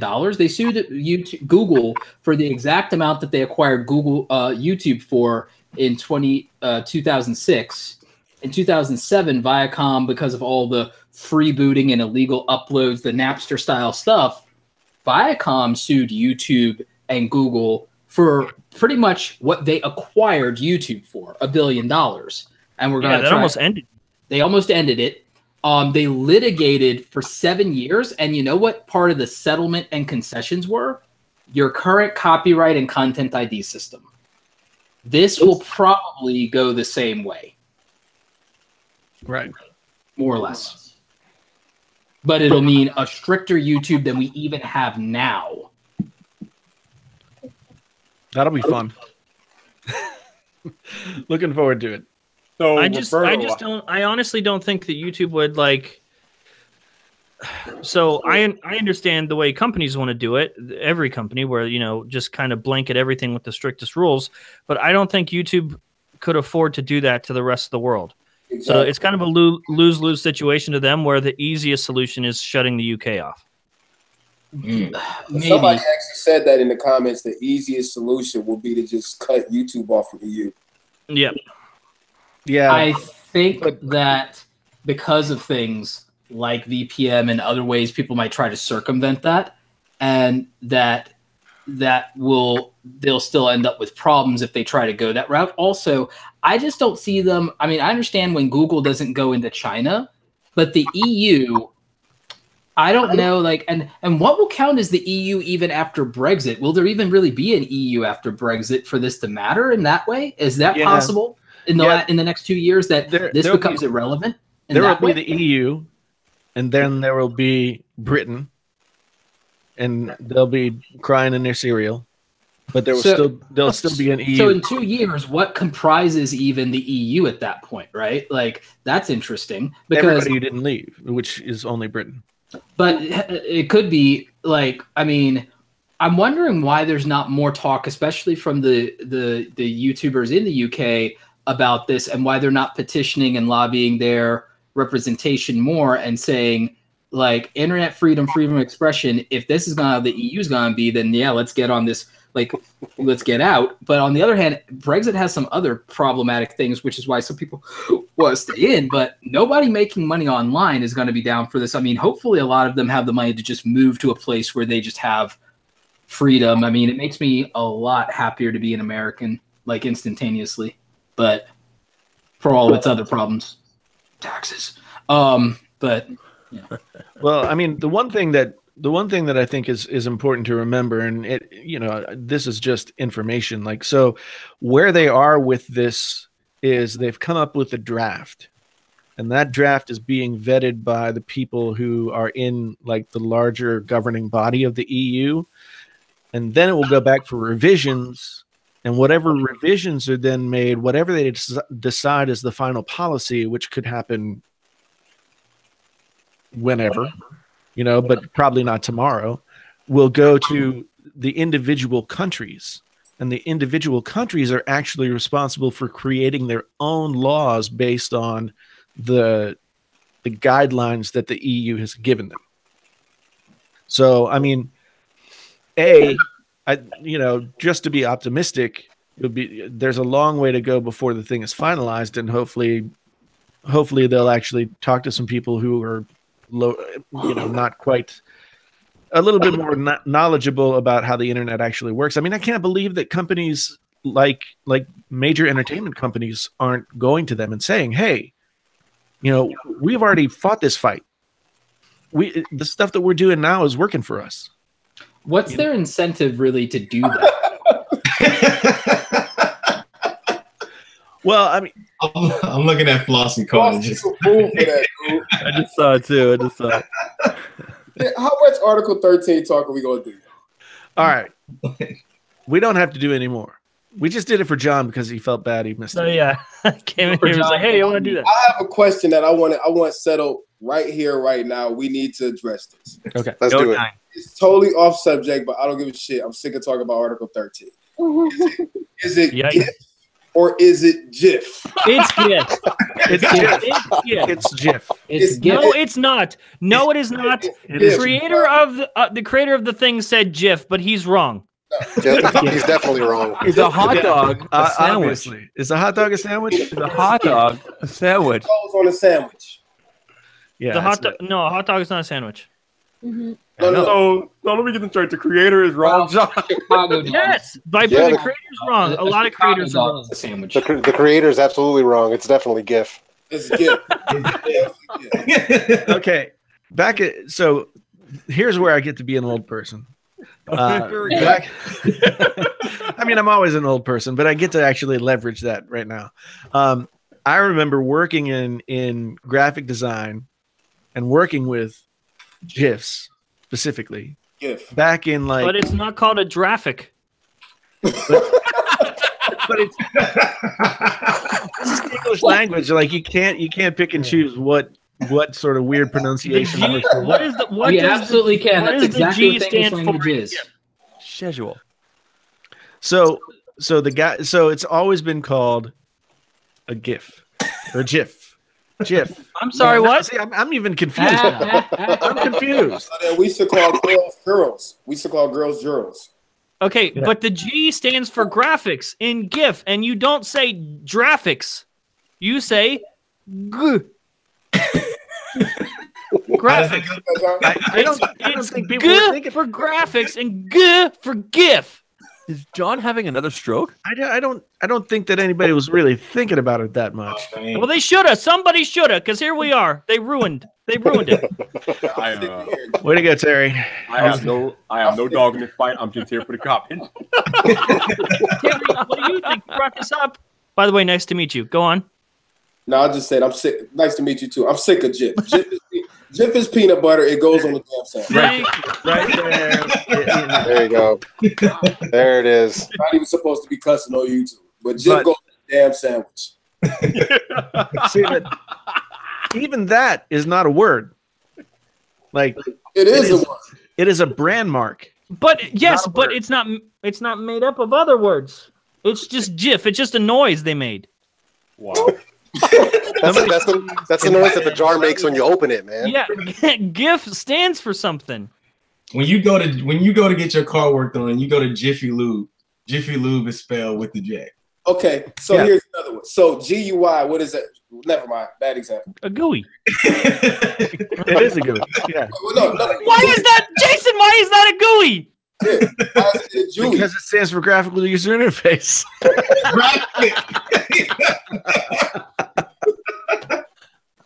That's hilarious. Man, it just got real dirty in here. Okay, Some so things just are. Jason, clear the room. GIF stands for graphics interchangeable format. Yeah. Graphics. So there. But it was GIF. But it was there. GIF when they started it. So why is it GIF now? Why It's wasn't GIF it 'cause Dewey? always should have been GIF in the first damn place. Yeah, why wasn't it? Why? How come you don't call it Dewey, but you call it GIF? Yeah, they got it wrong. Just accept it. No, the guy who created the GIF can't Is get it wrong. wrong. Yes, he can. Yes, David can. David Gemmell, my favorite writer, a fan wrote and said, "Yeah, Jon Snow isn't dead." And then Gemmell was like, "Oh crap, you're right. I guess I didn't kill my character after all." And then he wrote 2 more books. So yeah, the creator can be wrong. Spoiler alert. Yeah, ruin that. I guess that's not the book I'm starting tonight. All right, so we treated as GIF. Next subject. Yep. No. So Jason, your yes. argument is just because the guy, like, just because he said it was GIF. It was in common usage as GIF well before anybody started this GIF thing. This is going to spill over to Right, Twitter. but It's it gonna get doesn't awful. apply to the rules of Yes, it is. linguistics. Hey, somebody start a poll on Twitter. Rules Right? of linguistics supersede it. Oh Lord. See, this is also so. Like I said, this is not necessarily a generational thing, but like I'm 10 years older than. I'm more than 10 years older than everybody else here, except for Zach. Shut up, man. And so I remember, Old man Zach. when these things happened, and now we're retconning because of some Linguistics? sort of- You mean yeah. because of linguistics? Because of the way the English language works? Yeah, That's but an why? appropriate reason to retcon. But so why is I eight think we spelled- should go. I think we should go with the people that made the G first. why is 8 spelled EIGHT? It's just a noise. That's not linguistics. It is in the phonetic language of old world Europe, which is where we adapted it from. Terry, what have you done? Man, we're gonna go down the linguistics rabbit hole now. I mean, we can, and then I can like really get into Tolkien and how he invented Elvish, and then we can really. Okay. Let's stop. I don't want to go to Elvish. Let's move on to something. All right. So it's a hot dog or sandwich? No, it's a hot dog. Well, you got a Chicago dog is. No, it's got to be 2 separate pieces of bread. Well, it depends on if the bread breaks. Yeah, then it's a sandwich. If you fucked up somewhere and the bread fell apart, that's on you. That's your sandwich, and you're gonna eat it. You're gonna be happy about it. Yeah, the bread is intended to be. Vyyyper, back me up on this. A Chicago dog is a sandwich. That's the exception. That's because it has a lot on it. Yeah. but why are we talking about food? I'm so hungry. Did the bun fall apart though? Yeah, Zach, you gotta get some food, man. Apart, then it's a sandwich. Yes. The second those buns aren't attached, it's over. It's two buns. No, that's not true and it's because a sandwich. That's not true because a strip po' boy is a sandwich. Oh yeah. Yeah. Well, since y'all want to get technical, do fruit snacks go in the candy aisle? Candy aisle. Oh, No. Here's the reason fruit snacks don't go in the candy aisle. I'll tell you. Fruit snacks go in the candy aisle, man. They go in with the juices. And No. What They go in with Jason. They go in with the gooses. No, I thought I could use J. What exactly is spam? Okay, so parents want to feed their kids sweet stuff, right? But they can't. You can't be a parent and go in a candy aisle and go grab something and feed it to your kid. But it's technically a candy. But people would think that you're freaking Hitler. You know? Yeah, kind of. Yeah. Maybe not. So you put it in the juice aisle with the fruity stuff, and then people are like, "Oh, well, it's healthy. It's got vitamin C," and the parents are off the hook. That's why it goes in the juice aisle. Yeah, my local grocery store keeps the fruit roll-ups in the fruits and vegetables section. Really? Now they're just evil. That's just weird. Fruit roll-ups. I might be with Jason Wait, here do I have because fruit roll-ups in the pantry? there's like I think the line between a fruit snack being like not candy and candy is a gusher. Oh yeah. Yeah, because like the outside might be a fruit thing, but the inside is definitely Kool-Aid. Yeah, it's suddenly Fructose corn syrup. With extra sugar. Yeah. So Gusher should be in the candy aisle. Oh, look at my man Terry. Gusher should be in the Terry on. aisle. What does Terry got there? Got him a box. Oh man. Now I have a question for all of y'all. Now I'm not arguing anymore. So is Die Hard a Christmas movie or not? Yes. We argued on that one. 100%. Argument. We're not even arguing this. Not at all. It's unanimous. Yes. Yeah. Yes. Okay. Yeah, let's all take a moment to acknowledge Officer Winslow's duty and dedication on that night at the tower. Yeah. I know. Now that we got Roberto in here, can we please discuss Game of the Year 2018? Let's get Yes. Let's talk about it. Because Vyyyper out the way. Roberto Blake. Spider-Man. No. Yes. No. Spider-Man. Yes. I don't care what the award show says. Fuck God it. of War. Just because there's more God of War nerds out there, this Spider-Man word means nothing. It means nothing. Means nothing. Look, and in a year, and by the way, that was a crime. In a year where we lost Stan Lee, we deserve Spider-Man to be doing it. Amen. All right. So I've got 3 words. I've got 3 words and a number. Okay. 3 words and a number. Red Dead Redemption 2. No. Yeah. That's too early. I'm sorry. I think that just the scope of that game, the Spider-Man game, is super cool. Spider-Man is dope. I give it number 2. But Red Dead Redemption 2, I'm playing it right now. you know, is the thing. It's like, are you able to pay off what was already a really great game with a sequel that's deserving of the same kind of hype? And they did. Shannon would That agree. game Shannon is been playing that game forever. God of War is so good. It should be a movie. Man, I'm like the only weird one that hasn't played either of those games, and I'm just stuck on Assassin's Creed. Shannon, how many hours you into it now? Probably like 100 hours. 100 hours into Red Dead Redemption 2. Wow. Yeah, I played it till the end, and then I like stopped because I don't want to spoil it for anyone. I like Red Dead, but it's like I can't give it the nod over God of War because I feel like I played it already when I played Witcher 3. Yeah. No, I think God of War deserved to win. I think Spider-Man. I think God of War is a great game, but here's the thing: Spider-Man is a game that anybody, even if you're not a gamer, can get into and can appreciate. So was God of War 4. So was God of War. Spider-Man was more exciting, damn it. God of War. Spider-Man, once you got done with swinging from one building to the next, it was like, okay, where's the rest of the story? Like, I mean, there's plenty of story. It's a great game, but it's like probably the best portrayal of Mary Jane of all time. Look at that. Zach's off playing his freaking cabinet game. I got you guys all beat here, man. Like, you guys can't beat this. It's awesome. God of War was so dope that they rebooted the entire thing, and it still became Game of the Year. And they remastered 3 because 4 was so damn good. Exactly. But one thing, how many of you God of War nerds are out there in the valley? I don't care. That game was not better than Spider-Man, bro. Dude, let's put it in perspective. A dude that swings off of spider webs or a dude wielding a magnetic axe that... We're not talking about the particular... You know what? I'm not going to be Kratos. I'm not going to be Kratos, but I am Peter Parker. Who would win in a fight? Spider-Man or Kratos? That settles it. Actually, Spider-Man. Spider-Man's beaten gods before. No, he ain't never beat. Yeah, no. Spider-Man has a move that can kill. Spider-Man has a particular move that can kill anybody. He actually does. He can kill the Hulk too. Like there's one move he has for sure that just kills anybody. It's where he just turns into a regular spider and hides up in the corner of the wall for them to find them and have a heart attack. No, that's only for you, John. So okay, we clearly don't have a consensus on Game of the Year 2018. But I can tell you, Spider-Man can kill Kratos because Kratos needs lungs to breathe, right?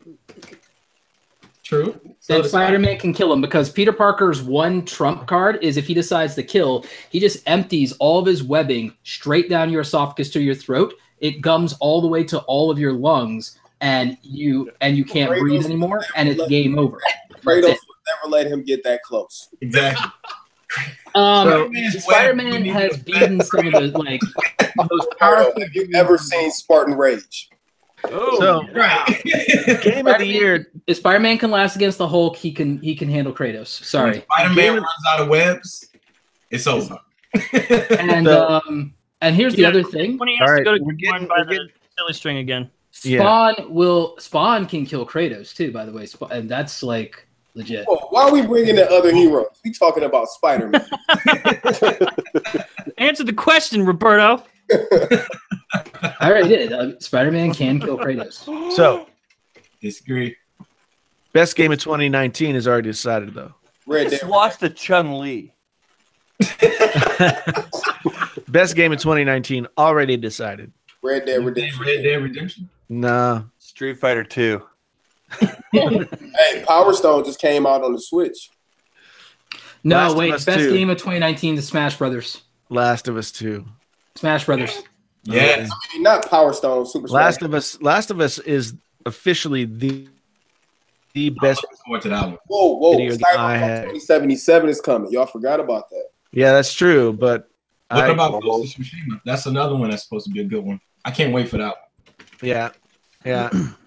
I mean, I've been waiting for Last of Us 2 for what, 4 years now? First one. I mean, I'm still watching videos on guys are like, we think it's going to be this, we think it's going to be then.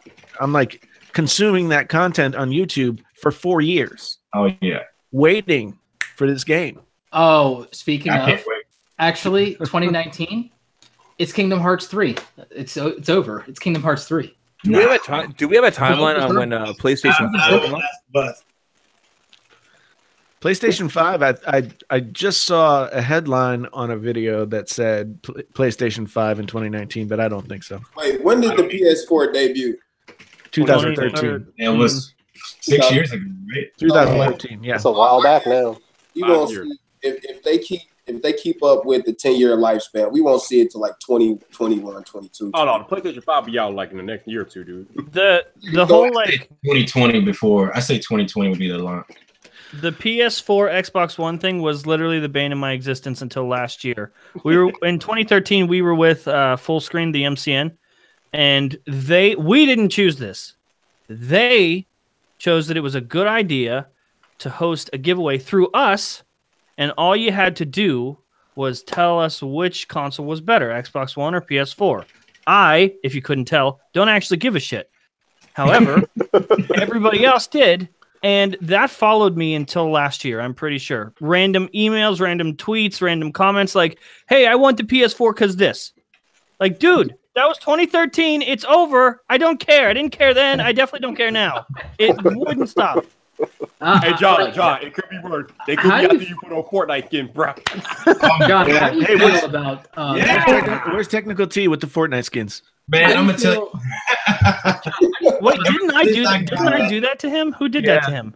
Well, yeah, I think you might have started it, and we've just been... What a shame. What a shame. I'm sorry to that man. he's right there in chat. He's right there in chat. I'm sorry, Technically T. I didn't mean to ruin your life. John, what do you think about the fact that Full Screen shut down? I'm not shocked. Do you think, like, I mean, it seems like the only two decent games in town are Awesomeness TV and Studio 71. I mean, I'm biased. Well, so I don't know if people knew, but I worked for Full Screen for a second when they were good. So back in the day, so did my friend Howard Pinsky. Yeah. Howard was great. I just said that as if he died. He's still great. He's a great guy. Yeah, great guy, not dead. Need to make that point. Shouldn't have walked out in front of that train. Yeah. Well, drink to his real memory. shame. Real shame. Pour one out for Howard. Well, not Jason. Well, actually, you would have to pour it out. Yeah, pour it out in front of us. So Full Screen reached out to us, and things were a little bit different then. Like, I think a lot of MCNs for the longest time now have just been like just playing a numbers game, trying to get as many channels as possible to sign with them so they can get their pennies from AdSense. Yeah. At that time, Full Screen signed us for an original contract deal, so they they didn't acquire us, but they effectively, like, we joined the MCN and then they paid us per episode. So we had an original contract with them, original content contract with them. Mm-hmm. And then they hired me as so a that they could media. license your content. Yeah. So I was the social media manager for a while too, where I would like work for Full Screen and I ran their Twitter, Facebook, Instagram, all that stuff. That was a nightmare. And then all of a sudden, they just switched staff. Like, all the good people got kicked out and they brought in people that were from like traditional media. And it just was never the same. Yeah, they got rid of our original content. They shut down the streaming service. They had a really good streaming service. We went to like a traditional MCN contract and we were stuck with them for like 2 years, and it was the worst. And then once we left, I just kind of watched it all crumble. Yeah, kind of sad. And they did some things that were like YouTube originals that were actually really good, like Prank Me. Like, that was so good. I feel like they had like original movies before YouTube did. Yeah, they did. And they also licensed a lot of old media properties that you couldn't really find anywhere. Like, it was like really interesting. And it just kind of like went downhill. It sucks, and you're right. But we see a lot of that happening with these companies because they keep trying to deal with, because the problem is they want to go big and they want to go hard. Like, no one wants to be an independent, scrappy company that can only do what it does very well anymore. Everyone wants to like be this big thing. And what happens is they take investor money and they fuck up. And because once you take investor money, you got to keep climbing this ladder and there's no stopping. It's just the climb. I mean, well, like, I would assume the properties that Full Screen owned now are under AT&T. Yeah. Because AT&T bought Full Screen before it shut down. Yeah. And now it's part of their streaming package. What a mess. Which means nobody will ever use it. So what MCNs are left? Awesomeness TV and Studio 71 are the top. BBTV is still strong, and they have a fuck them. Yeah, fuck them. Well, here's the thing with that though. Here's the weird thing with that though. They have a really strong internal proprietary analytics program that if you are one of their talents, you get access to that, and you can gamify your content better in the algorithm if you have access to that tool. Roberto, Because does Kimberly still speak highly of them? I'd have to ask her for an update on that, but I think she's been treated well enough by them, but I don't think they do enough for her, and I think she's going to go full independent. I can't speak for her, but I mean, there's a lot of I don't think they do enough for her, and like she's smart enough to where she doesn't need algorithm hacks from them because she can figure it out or ask me. We were with them, I think, 2 or 3 years ago. I think probably 3. Yeah, I was with them until early last year. It was like, I think about 18 months that I was with them. And, you know, it was one of those things where I signed with them before I think I might have had 1,000 subscribers, you know. But they're getting ready to stop doing those kind of deals, and they're getting ready to specialize, and they're making stronger deals because they're specializing. And a lot of MCNs are doing that. They're cutting what you could call trimming the fat, but now they're going to specialize. And I think that they're going to make a big play in certain verticals. I think they're going to look at sports, women's entertainment, and education. Like edutainment is what my understanding is, because I've been talking to them, but potentially as a consultant. I was going to say, next week, do we hear that Roberto Blake signs with Broadband TV? No, because if I do anything, there's I can't really talk about it, but well, some of you kind of know that there are things where I'm an investor and an advisor. There's something that a lot of old school YouTubers are in on. People from way back in the day, like some of the people who sold their media company / MCN to one of the largest brands in the world, put together something interesting, and it has several moving pieces, and I might be an early adopter to something they decide to do that might be more exclusive. And that would be the route that I go. The thing will be, they just need to make me certain guarantees that I keep my premium Google ad tier status, and then we're fine. Oh, dude. Oh, I'm about premium ad status? Delicious. I'm about to get out of my Talency. Can we talk about Talency? Yes, we can. Are you allowed, actually? I don't see why not. I mean, like legal stuff, or would you be allowed? I guess it depends on what you say. It depends on what it is, yeah. But I just want to tell the story of the fact that I woke up 2 weekends ago and my Talency email was dead. The entire email account was gone. Then I tried to go to my Talency dashboard, and it was gone. And then I tried to email my guy that I'm working with, and it bounces back. And so finally, my God, they defied you. They defied mediated you. Yeah. Well, over the weekend, I'm like, what the fuck is going on? Yeah. Did they just go under? Like what the hell? Yeah. Did they pull a defy? But then I went to their Twitter, and they're like, yeah, so we changed URLs. We decided to change domains. We're now talencycreators.com. It's like, well, you had talency.com. Why the hell would you want to be talencycreators.com? Somebody sent them a nice little piece of paper. And and so I was like, trademark, copyright. Yeah, I was like, okay, because they said something about a Russian talent agency, so that's probably what it was. But in Soviet finally Russia, got a we hold talent you. I finally got a hold of my guy by taking his email address and dropping creators into it before the .com and saying, "Is this your email?" And he's like, yeah, I sent you an email about this last week. Didn't you get it? It said this. And he pasted something in. I got no email from that dude. And at this point, the last 2 months have been them saying, we really want to keep you. We really want to keep you. We're going to do everything we can to keep you. And they got me $1,800. Like, yeah, your definition of everything is different than mine. Yep. Yeah, and so then I was like, it's the holiday season. There's all kinds of stuff going on. This was back in like October or so. I was really hoping that we could get a few things going, and no response. So when I finally got a hold of this guy and he said, "Hey, I sent you an email.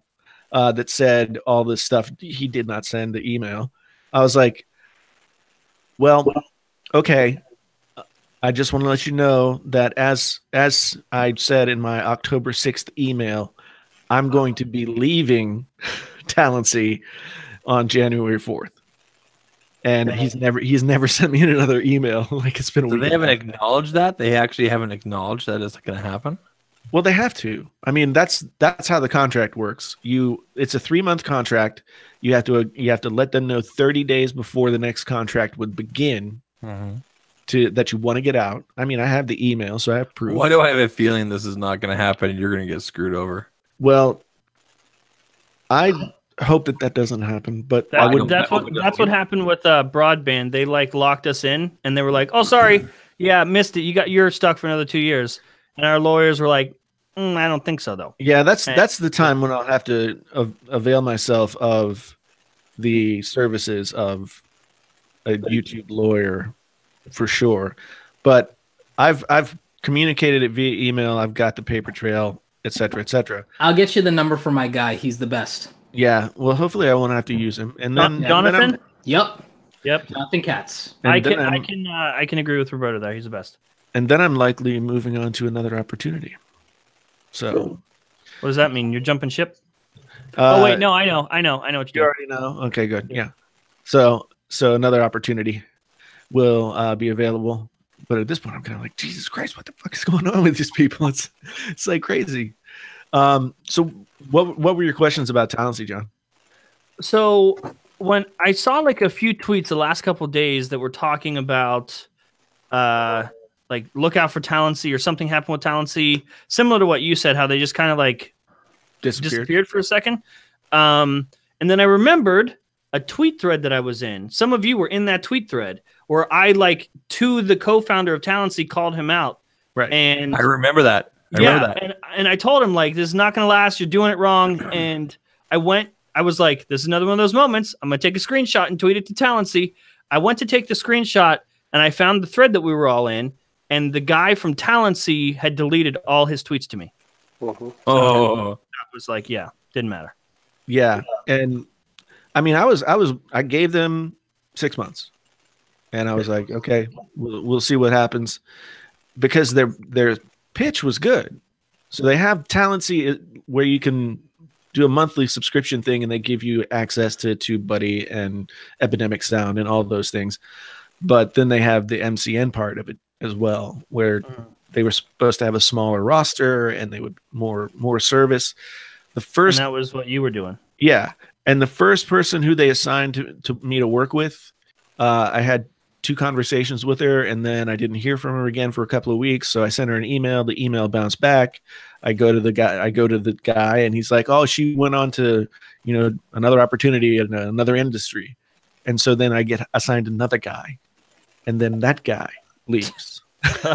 That's a sign. And I don't find out until I ask about it. So then I'm like, I want out of this. I want out. And they're like, well, you missed the window to tell them to tell us when you wanted to get out. So you're stuck until January. So I had it marked on my calendar, like the day that I had to send the email. But yeah. And wasn't it Dom that tweeted out yesterday saying that, you don't need and then he also dropped the screenshot of them using you as an example, as their poster boy? They're using my channel as like some evidence of their prowess. Copyright, bro. Can we copyright strike Talency? Yeah. I mean, they asked me if they could do it. I never said yes, but I figure it's in the So it seems to me like something like you just were saying. They got some venture capital to get an MCN off the ground. They were going to build it in this certain way, and the subscription service was gonna be seed money for it as well. And then it just didn't get off the ground. But I mean, how bad an employer do you have to be for people to just leave? Like randomly. Poor management, most likely, dude. Yeah. I mean, I can see it if I wake up one morning and everything that I have with them is gone and they haven't told me, then then obviously they have management issues. Yeah, so they always approach me, not just ignore them. Yeah. And so Dom's thing was like he decided to play along and act like he was interested in their spiel, just to see where it went. And they sent him that PDF with my channel and a couple of other channels on it. And I don't know. Hindsight's always 20/20, but it just doesn't seem like until you're at a point where you're actually on the precipice, at least, of making real money, all of it is just a scam. Pretty much. Yeah. John. Everything is proceeding as I have foreseen. I think I hear Roberto. John, we got to talk about what happened to Samsung, dude. What happened to him?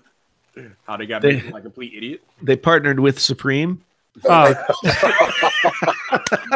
but not Supreme. What idiots! I don't know how that. And I love you know their response and their cover for this whole thing is, oh yeah, we meant to. We know. Right. That's not better. Admitting that you meant to do it is not better. Okay, Siri, that's not. I wasn't talking to you. I just don't understand how that happened when Supreme is a U.S. based company. Like, how do you make that big of a I mistake? think they did mean to do it because Supreme is really big in China, and I think they did that on purpose just to put the logo in front of people and make it because it was Samsung China that did it. So I think they were just like trying to look cool for the kiddies. You know, I mean, in that case, it only looks like a blunder. I mean, to us, because if that's true, then it's actually good for them. Yeah, it is. If that in that context, it is. I mean, I talk all the time about it's like a lot of people are worried about looking cool. A lot of people are screwing up their kids trying to like flex on their peers of like, oh, I got to do what the other parents are doing, or, oh, I got to do what my parents did or whatever, because that's what you're supposed to do. And like people who worry about how stuff looks, it's stupid, because if you're worried about how other people think or feel and how stuff looks, whether it's your business and brand or whether it's you in your life, you're going to end up fucking up. Because if you just put your head down and you know the game you're playing, you play freaking chess, everybody else wants to be sitting there playing checkers. 80% of people are going to be playing checkers. If you want to be in the top 10, top 20, top 1% of people that are actually fucking happy or successful, when other people do something, you go in the other goddamn direction because most people are stupid. Yes. Yeah. Deep dog for Roberto Blake. That's right. It's just true. It's just true. Oh, everybody's doing it. Yeah, and everybody's broke and everybody's depressed. It's like, why are you worried about fitting in? It sucks. Yeah, sometimes I think the people who weren't able to fit in, like it wasn't an option growing up, those are the people who had like a leg up going into adulthood, because they're like, well, I had to figure this all out myself because I couldn't be a part of the cool kids, you know? So, I mean, everybody ends up at a place at some time in their lives where they have to say like, you know, I'm 40 years old and I made no choices in my life. I made no choices. I just did whatever the next thing was. And those people they either drink a lot or they buy a boat or they screw their secretary or do any number of Those things. choices, though. Those are choices, but I gotta give myself a secretary. I genuinely, like hearing that, genuinely, it's going to happen sooner than I might want. Like hearing that makes me want to become a motivational speaker. You are, though. That's what the thing that you do. I weave motivation into the thing because they bring me for, I mean, we're getting there, but like they bring me for like YouTube freaking hacks or to like get creators hyped up or whatever. And then I end up doing my motivational thing. Right. But like they're bringing me in, but I give practicality, I give actionable stuff, but like they're bringing me in for the practicality, the growth hacking, the strategy, but they're walking away motivated to actually do something meaningful with themselves and actually crush it. Right.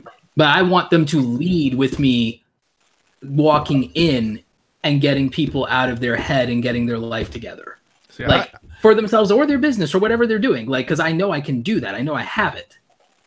See, I'm already a teacher. I want to be a motivational speaker. I want to be the guy who says, like, you know, your life is stupid because you let it be. You let it be. You lived your entire life. You never made a choice. Well, like on that other channel that you're doing, dude, I would love you to do that, like that lecture you do about the Watchmen comics. Dude, just sing a song to them, play the guitar, and be like, "You're stupid." In that exact note. Yeah. I mean, try to be less that way. You think, stupid shithead. I think I might actually try and like that. It's gold, John. It's just gold. Yeah, I'll get royalties for that. I'm sure. Wait, by the I'll help you write the music. Well, at least it's original music. At least you won't have to deal with Article 13. Yeah. Yeah. Hey, that's a good backup. Listen, if Article 13 happens and we all get fucked, I'm going to work with you on your music channel and we're going to write songs like that. Okay. Sounds good. You know, I almost got a copyright strike for my own music. That's wild. Like I monetized my video that had my music in it, and they like yellowed it out. Imagine that email. Yeah, and I was just like, wait a minute. Yeah. And I was just like, they said, if you can prove that you own this, then you can continue to insert. Call me in Google Hangouts. I'll sing it for you. Yeah. Yeah. I was amazed. I think they're also, by the way, I think they're actually preempting some stuff or something else is going on. Cause like, you know, like I have a lot of friends in like the anime community, right? Right. Like I've been getting like, so all of a sudden anime and reaction channels are no longer eligible for silver play buttons, and gold play buttons, no matter how many subs they get. Oh, really? And what? Yeah. Really? Now, like it's like, unless you already did it, if you do a reaction channel, you can't be eligible for a play button anymore. What? And if you do, yeah. And if you, and so reaction channels can't, and channels that heavily use copyrighted material can't either get, because I guess YouTube considers that an endorsement and that makes them liable.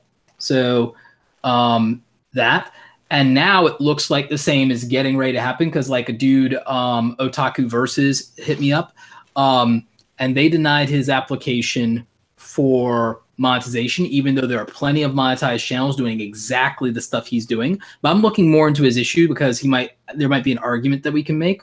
So I'm researching that to see if I can help him in other channels like that. Like I'm not even getting paid for that. I'm just looking into it because like I want to know how this is going to work and I want to hold YouTube accountable. But and it's a small channel. It's like, you know, and it's like he's doing good content. He's fine. Like, and it's nothing we haven't seen before. I'm like, you're changing up the rules. You're shutting the door on people in a weird way. It's not even telling them, it's not even moving the goalpost of, get this many views, get some subs, because I'm fine with that. But I'm saying you're just not going to let certain people have anything at all, and not even case by case on the video. You're just going to like shut them out and say you are relegated to being a hobby creator forever, or you are relegated to we're not going to help you make money. You're on your own forever. Right. Like I don't feel good about that if you're not going to do that to everybody, which I also don't necessarily want, but I'd be like, okay, if that's the new thing, or that's like, or you're taking AdSense away from everybody, okay, like, but you're just like every other company now, cool, whatever. But this doesn't feel right. So I'm looking into it and I'm seeing like what the deal is, and I'm seeing if like I'm trying to find a better way to keep track of when they change the policies than just bookmarking it and checking every month, like, and screenshotting. I'm trying to find a better way to see if there's like a policy change log, and I'm trying to get it to where I can also keep a change log of the developer APIs. Cause like if you watch policy change, and if you watch third-party plugin changes, like when TubeBuddy has to update, or vidIQ has to update, or Morning Fan has to update, if you look at third-party plugin change logs and you keep checking the terms of service every month, you'll see when they're up to something. All right. All right, I'm gonna do a quick subject change here. Hey, Shannon. Oh, Hey, Shannon. Oh, there you go. Hey, Shannon, did you get a chance? It's just us. Did you get a chance to watch YouTube Rewind? I saw that they were talking about it in chat. Honestly, I don't care to see it.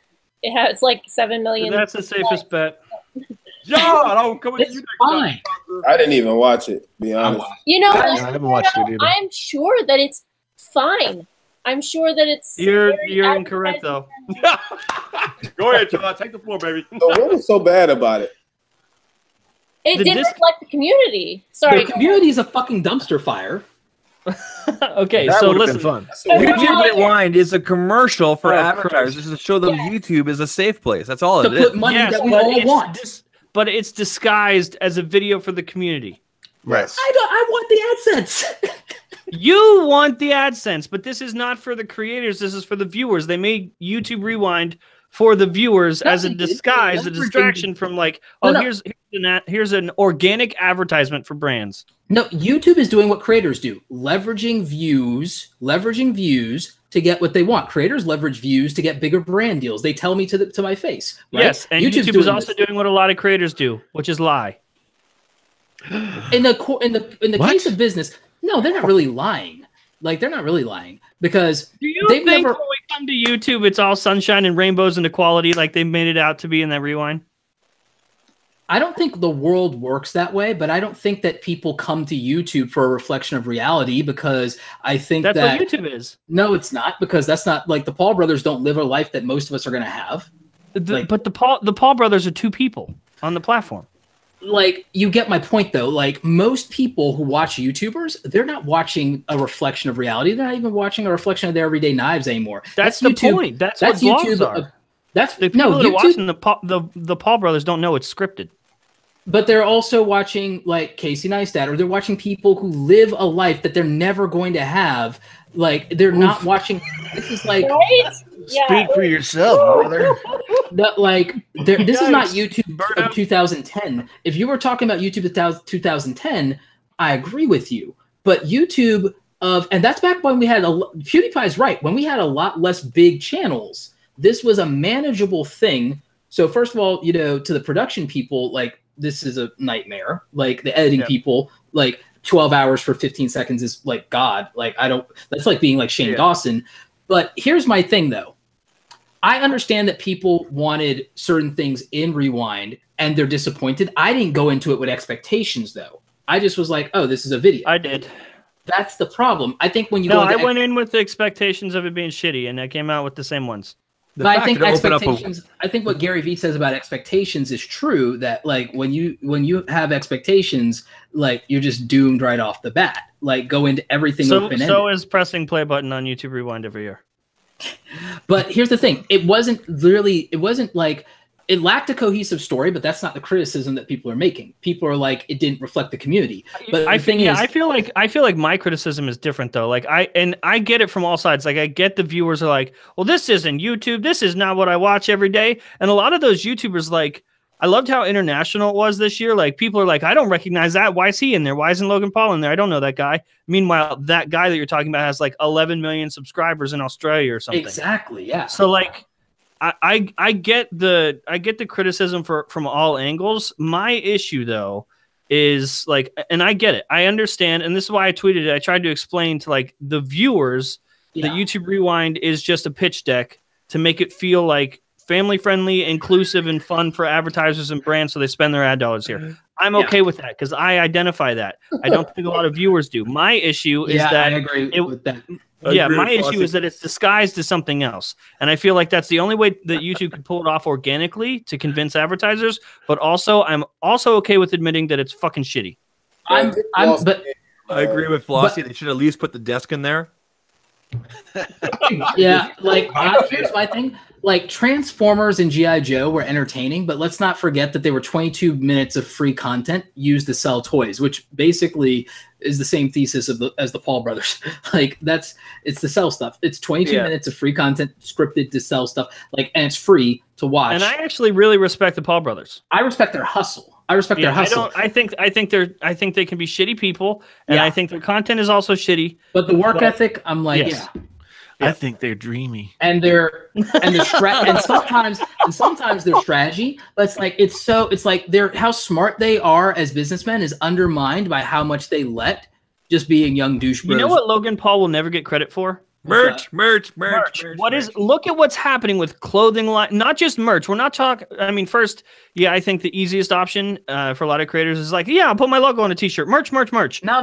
You make something cool. Yeah, you see a lot of people now making their own apparel, their own clothing line. He helped jump that off. Jake's the better businessman out of the two of them. But let's be real about that. Yeah. But here's my thing about the YouTube community though. And it's like, and I love the YouTube community, but it's a love-hate kind of thing because I've been around long enough because it's the Luke Skywalker, the Jedi are over kind of speech. It's like in the height of the YouTube communities, in the apex of their power, they gave rise to Leafy is Here, Rice Gum, Jake and Logan Paul, ushered in the adpocalypse, presided over Elsa Gate. And this is the YouTube community that we want trotted out before advertisers. You might as well burn all your AdSense money at that point. Is that Roberto or is it Zach? Because I feel like it's Zach, but it's Roberto's voice that I hear every time. It's always hard to tell. Yeah, I mean, no one answered my question. Is it Zach? It was Zach's sound there. But I mean, the community elevates the worst stuff. I mean, I don't think it may be not the greatest video, but it doesn't deserve to be the most disliked video of all time. The YouTube community also gave Logan Paul's Suicide Forest video 600,000 thumbs up. So I don't trust the community's judgment on anything. I just don't. Get 8 million dislikes or something like that. It's almost to 9 million. Yeah, but I'm saying that's unfair because it's not a video that deserves that on its own as a video. It's just backlash against the community. And I think at this point it's just a meme a little bit too. And I don't love at first I didn't love that they excluded PewDiePie, but I also respect that was smart because look at what the media just did to him. But granted, he made some missteps with something he did there too, to be fair. But he is the kind of person that he's good natured and doesn't always do something, due diligence on something because he's good natured and he'll be forgiven for it. But the media is completely anti-YouTube and unforgiving. So I'm not going to crucify YouTube for making a media safe, PC friendly thing when they're just getting media hate anyway from media companies that stand to win by taking advertisers from them. And again, look at what's happening to PewDiePie. His advertisers are his brand deals are here we go again. And I'm out. I mean, it kind of in a way vindicates YouTube saying, yeah, we're just going to stay away from anything that's dangerous at all or the least bit because it not even the weekend passed and look at where we're at. I feel like, and they probably didn't mean to do this, but they could have let us down easier. But by saying stuff in the rewind we're gonna give everyone what they wanted this year, YouTube Rewind is up to you. That was openly mocking us. I felt even if they didn't intentionally do it. Well, openly would mean that they intentionally did, but I think that your earlier thing of them being tone deaf, like you said in Twitter. Yeah. Because I think it's more being obtuse. You know what I mean? It's that awkward wallflower kid. It's I didn't mean anything by that. I didn't know any better. Because what YouTube's problem is, and I'm making a video about this after it's the most disliked video, is YouTube doesn't understand its culture because it doesn't have anyone that's tasked with the study of YouTube's culture, and it needs a chief culture officer. Every social media platform, in fact, needs people because this is less than a decade old of something with this user-generated content at scale. It's never happened. Period needs it. What's that? I said, in my opinion, every company, period, needs it.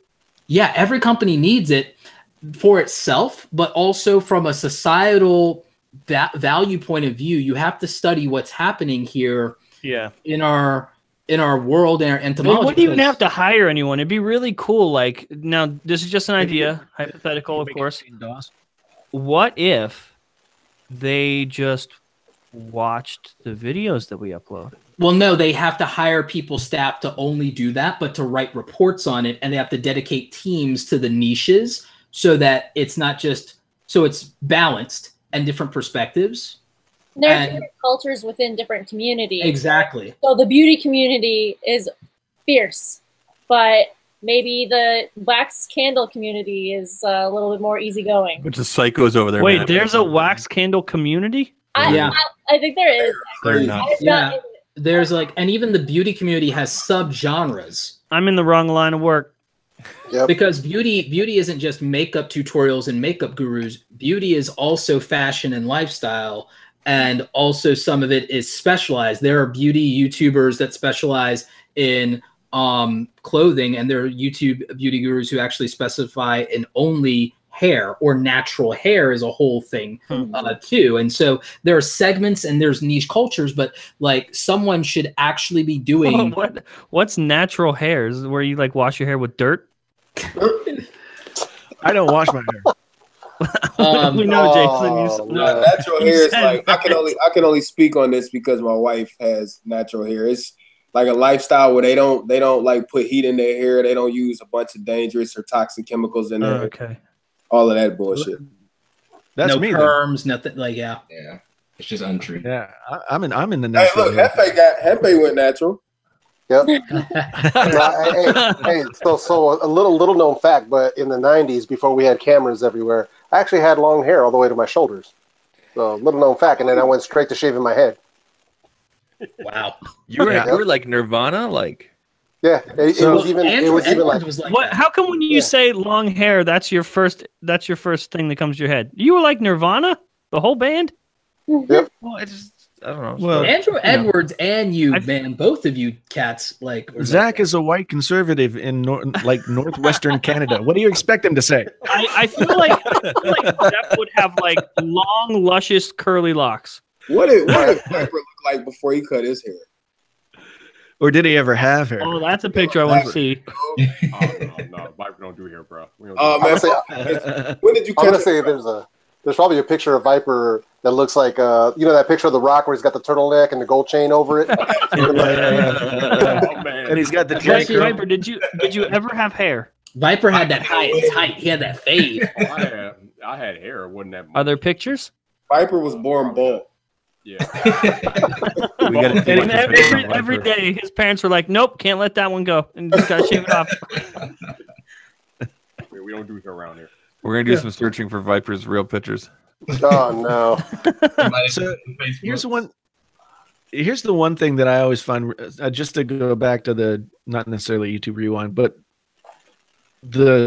like everyone seems surprised, like these companies seem amazed that they hired this guy who, like PewDiePie, to be the face of their company, and he ends up doing something completely bizarre. Well, they didn't hire him to be the face of the.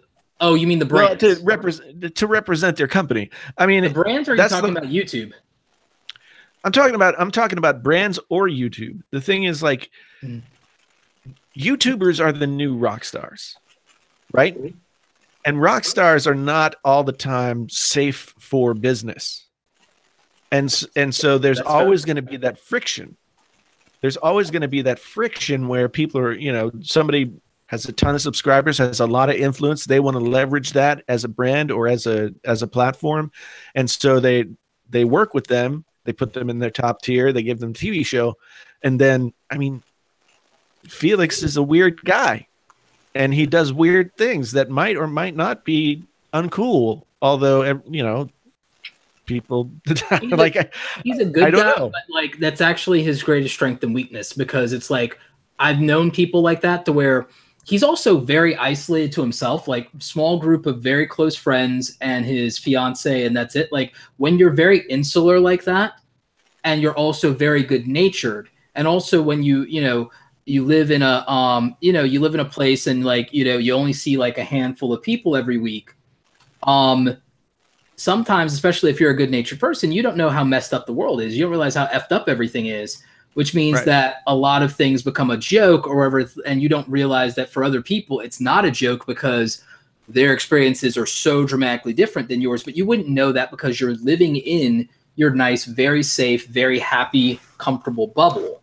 I mean, that's what makes that's I what would've- feeds his creativity, right? I would have never thought of the song "Bitch Lasagna." I was just like, who comes up with that? That was stuck in my head.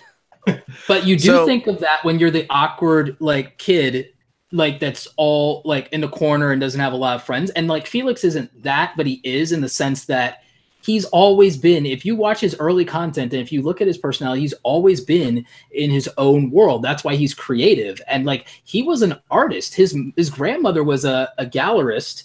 It's in his family. He, before YouTube kicked off, if YouTube didn't kick off, he was in a running to work at one of the most prestigious advertising firms in the UK, but it just fell through because he was a tremendous Photoshop talent even back in the day.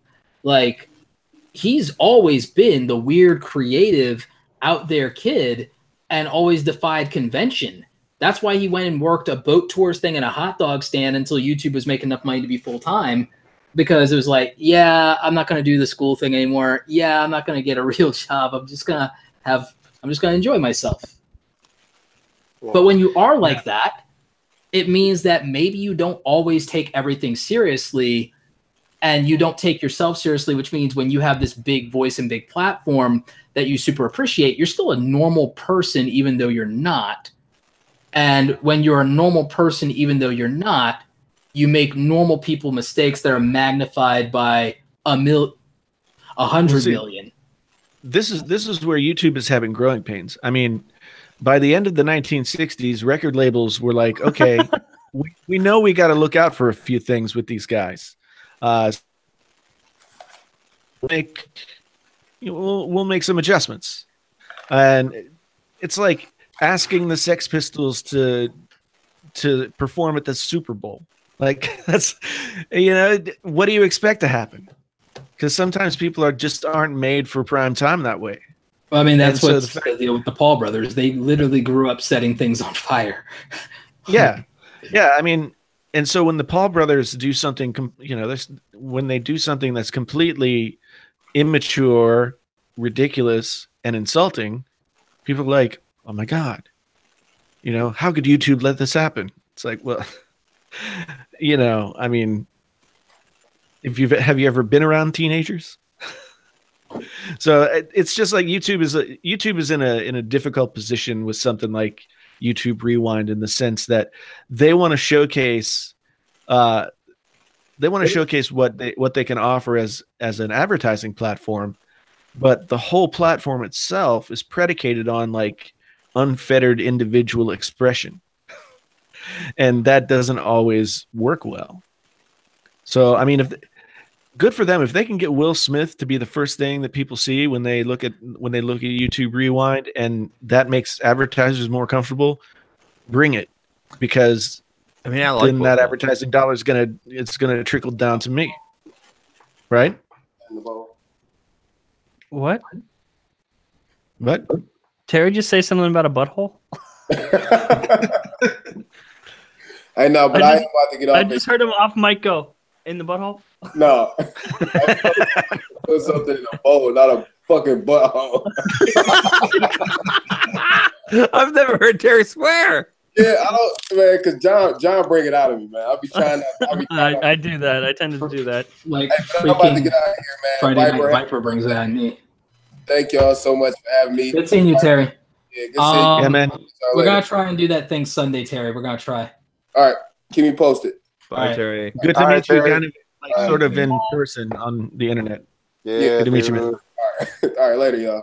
See you, A man. lot of people are mad about the Will Smith thing, but like, and I get it because we don't want YouTube to become celebrities and like, but like, I think I've like come around on what YouTube's trying to do is, but I don't agree with it entirely because I'm like, well, that demographic, like the demographic they want to in some ways pander to isn't going to be around forever. So what's like, to some extent, what's the point of the TV generation? The few people who still watch TV are of a certain age, and even they are on the internet more. So what's the point of trying to legitimize YouTube to those people?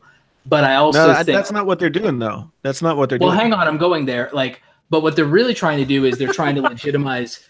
They are trying to beat television entirely to death, and they are trying to legitimize YouTube to the people who spend ad money, which are people of a certain age who know who the hell Will Smith is and they'll look into the rest of us, because by putting Will Smith up there, you're elevating the other content creators to say they're of the caliber of a Will Smith. So like when the first thing that comes out of Will Smith's mouth is, well, I want to see Marquez, that just elevates Marquez to like a ridiculous level, because now he's got the Will Smith stamp of approval. So like I understand. I want YouTube Premium to bring back Fresh Prince. Man, I would really like maybe modern day. Where now Will is in Uncle Phil's position. I want Alfonso Ramirez also to be on there. Oh, of course. Yeah. If you give me that, I'm good. And see what Tatiana Ali is up to. As long as they bring DJ Jazzy Jeff back, I'm in. He's trying to do stuff. He's his YouTube channel it's got some good stuff, but it's like he's trying to do some stuff. He still does a lot of touring and and they put that up. Yeah. They're trying to do like a Daily V kind of thing. They're just still figuring it out. I talked to one of his guys. The interesting thing to me, I want to see them bring back some properties like when they did in YouTube Rewind. There was a thing that they did that was straight up from Are You Afraid of the Dark? And I'm like, guys, give me an Are You Afraid of the Dark YouTube Red reboot. I'm good, because after Cobra Kai, I'm like, yeah, Cobra Kai is awesome. Cobra Kai was great. Cobra Kai. That's a level of intensity I can't get to at this hour. But I'm like, it's the best. By the way, they've got I've watched it. They've got the guy that played the main bad guy in Karate Kid 2. He's going to be in the next season. Mike Barnes. Jeez, I can't. The guy who played Mike Barnes in Karate Kid 3. No, not that guy. Not that guy. He was, the sensei. The younger kid, the bully. Okay, that's if Mike you remember, Barnes. if you remember anything that happened in Karate Kid 2, it's Karate Kid 3. It's Mike Barnes, because he was also the dude that Johnny, I think, was on the phone with working for when he's like, Mike, you're an asshole. Like, I think that's Mike Barnes. No. I gotta look up it, because I can't. The way I want to describe the guy, I don't. Because Karate Kid 2 was in Japan. Maybe he's talking about the Quicksilver system. No, I'm talking about where's his name?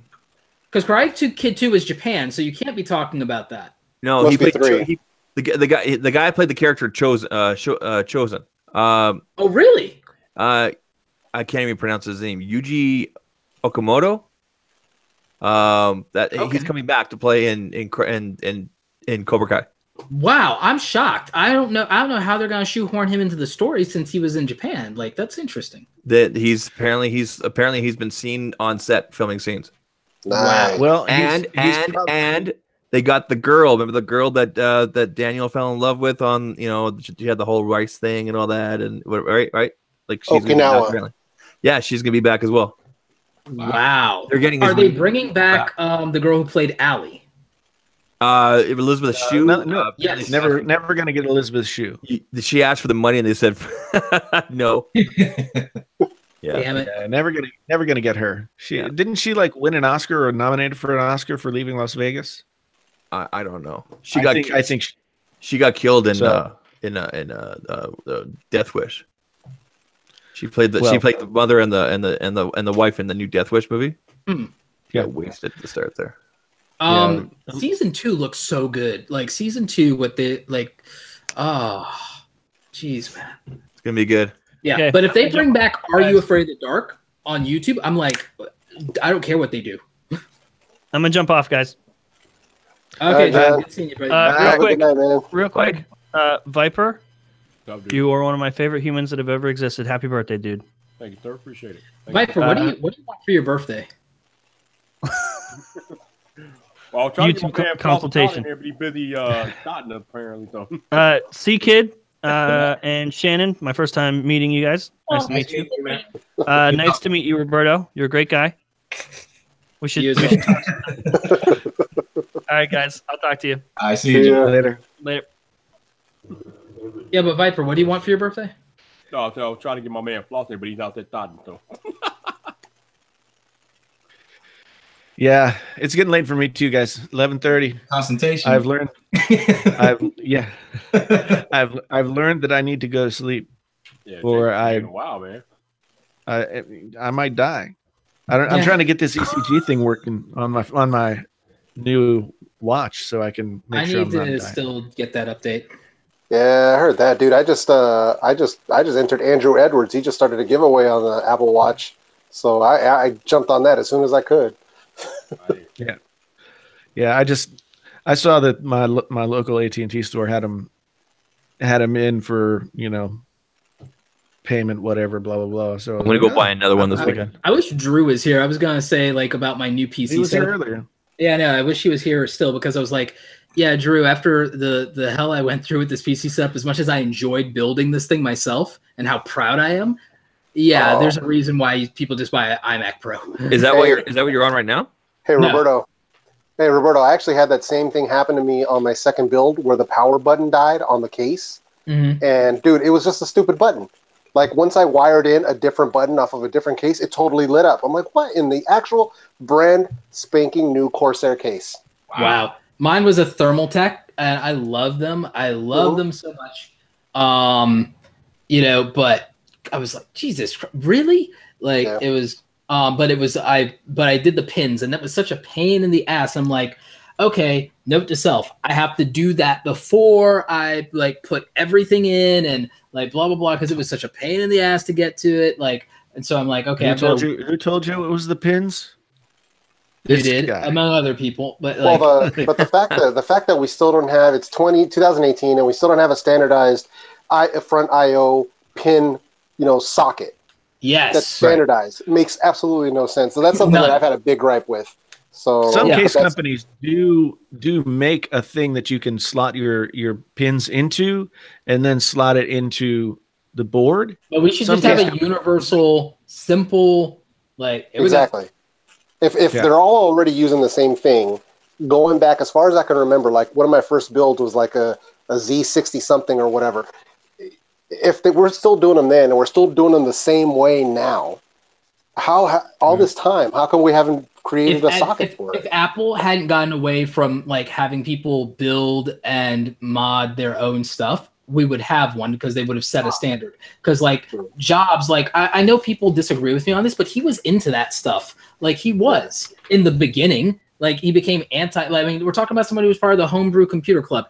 Like Jobs and Woz were both into that. We're talking about people who actually soldered, to pull a Louis Rossman here, like, so like for people like, oh yeah, no, Apple's never believed in blah, blah, blah. Like, I'm like, you guys are really like, I'm 34 years old. Don't tell me about Apple. Like I know, like I owned Apple products before some of these kids were born, just like Jason. Man. These kids haven't. If they never experienced the Oregon Trail on a Macintosh, then they don't know what they're talking about. Jason was there for the birth of that. You guys, you got nothing. Yeah, on the wizard here. I survived the Oregon Trail. I was the only one that didn't get dysentery. You died of a broken leg. The cholera. Like these kids don't know what a B drive is. These kids don't know what a freaking zip disk is. Like, so they're gonna talk to me about the history of Apple. Like I've still got a bunch of those were the days. Still using that 1920 internet there, eh, Jason? Yeah. AOL just dial up. Yeah. Oh man, I remember AOL 5.0. You've got mail. Oh my god, that was such a good movie. Mail. The AOL chat rooms. But that was such a good movie. You Got Mail. It was. Was that Tom Hanks' book? Tom Hanks and Meg Ryan. Yeah. American Actual Sweethearts. Have you seen what she looks like now? Not everyone can be Julia Roberts. Not everyone can. Not everyone can be Julia Roberts. You just had too much work done, man. Not everyone can be Julia Roberts. I'm sorry. Yeah. Julia Roberts is not that pretty. She's aged very well. She has. It's true. She was always a little unique looking. She had her own like little unique aspects. And that's what made her like attractive in a way other people weren't. And so, yeah, no, I mean, she's just very unique in her look, and it's always kind of been that way. But who was I thinking about the other day? And I was like, like somebody that's over 50, and it just seems like it should be illegal. You know what I'm saying? Betty I White. can't remember Tina what it was. Fey. Tina Fey. Tina Fey is the same age as my wife, I think, so that's not quite 50. So my wife and Tina Fey used to get confused for one another. That's cool. Yeah. Nice. When we yeah. I got to hop off, man. About to hop off here. Vyyyper, man, happy birthday, brother. Appreciate it. You know what I'm saying? You good dude, man. Good dude, man. But I'm about to hop up off of here, man. Nice talking to y'all. All right, Devin, man. Have a good evening, man. All right, man. Y'all too. Take care. Later. Bye. Oh, I've got one. Here's a reversal. What's you guys' advice for me for my new tech channel in 2019? You're gonna start a separate channel? Yeah. Oh, I thought that story you did. Yeah. Creator Gear Guide. Creator Gear Guide. Well, I think one of the things should be, especially for, I don't know if you're going to do breakdown by prices or if you're going to break it down by categories. You should break it down by levels of, like if you're beginner kind of thing, use your cell phone. Here's a simple little, tripod, right? And then maybe have like the step up. Okay, you went and got a camcorder. Maybe you bought, this whatever light this is, the Veltrux, whatever light it is. Yeah, but it's all different too. What kind of creators we're talking about? Because not all gear works for every single creator. True. Yeah, that's why that's going to be interesting, because I'm going to be exploring the spectrum, and it's not just going to be video either. It's going to be video. It's going to be audio, because it's Creator Gear Guide, not YouTuber Gear Guide. So it's like there's going to be a lot of podcasting stuff, because I have all these. Different, I have every microphone. Like I have like multiple Sennheiser microphones. I have 2 Rode VideoMic Pro Pluses and the old VideoMic Pro, and I can even compare that. I have the Rode wireless system and the Sennheiser AVX wireless system and a Saramonic wireless system, which is a budget thing, to compare levels of different things. I have 3 different Zoom recorders, although one of them is doing a weird thing with an SD card, not registering or SD card, so I got to see what's wrong with it. I've got multiple iterations of the iPhone. Like I have variations of lighting equipment. So even just in the individual product reviews. Do you have lightsabers?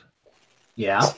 Okay. But not on display. I haven't figured that out. But I have, for one thing, I have just so much gear that the individual reviews of the gear are one thing, but also the complementary accessories, like what's the best kit for a Sony A7R III for video, and then another one for photography. The audio stuff, I'm getting the new Rode mixing board. All right, I have different podcast setups. I mean, it's like, hey, you could use the Blue Yeti, or you could use 2 of the USB Rode NTGs, and if you want to do it on a Mac, you get a USB B2C cable, and it plugs directly into your Mac without dongle life directly. I'd like to see more. You did that video where you were at the skate park where you were recording everything in 120. With Brett Conti, yeah. Yeah. So I'd like to see, if you're from this channel, more deep dives into how do you set your, I know how, but how do you set your camera like that? And how you get this specific shot. You could do a whole video on that, a whole. Yeah, that's the plan, is time lapse, slow-mo, these kind of things. And then I want to do collabs with friends who can show us how to do things like astrophotography. Yeah, getting the micro filters, like these guys right here, right? Yeah. These are awesome. And the stuff you need to know about ND filters, how to use, everyone has why you need an ND filter. People don't talk about how to use them, and people don't talk about variable ND filters. And people don't explain to you that you have to go with Tiffin or Hoya if you want to use autofocus still, because otherwise, if you get a cheap ND filter, your autofocus goes to hell. Here's an example. Jason, what's the name of the lens you just bought? The Sigma, the YouTube lens. What's it called? This 18-35. 18-35. So everybody talks about get the 18-35, get the 18-35 for your Sony, but nobody ever talks about how to set it properly so you get that nice, Jason Boca, you know what I mean? Well, there's a video right there. Part of it is too, how you get the blurry background. Part of it too is you got to understand the lights And you got to understand, like, But so you got to. but exactly, but like, there's not enough videos like that out there that go into that kind of detail that I think people want. They go out and they get the camera, they go out and they get the lens, and they go, what do I do? Right? Because I know for myself, for example, with mine, with the 16 mil Sigma, it took me a while to figure it out, just playing around with the settings, and I finally found a video with barely 1,000 views where the guy went into the detail, like, this is the setting and this is where you want, and you want to make sure you have this lighting and this lighting. And that went into my conversation with JD when we were at TLD and everything like that, and it all finally made sense. And I kept on thinking to myself, man, it would have been nice to have like a quick 5-minute video on something like that. Yeah, that's the idea. And then also I want to answer some questions like, what format should you render a video to? Like, like I want to explain how to get faster render times. Because So here's Final something. Cut and Premiere, yeah. Yeah, like here's something that people don't know is that let me ask you guys, what do you guys think is the biggest bottleneck for most people's render times? Not having Mac.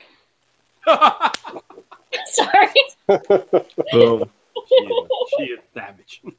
Yeah, Are you talking so render times as in like to create the video that you will then upload? The export, yeah. What do you think is the biggest bottleneck for that? I would say clock speed on the processor now. Yeah. Everybody has these ridiculously fast computers now. Here's what the actual bottleneck is that most people don't realize. It's their drives. Oh. Yeah. Because read and write speeds, no matter how efficient your processor is, no matter how much RAM you have, writing a file is writing a file, and reading a file is reading a file.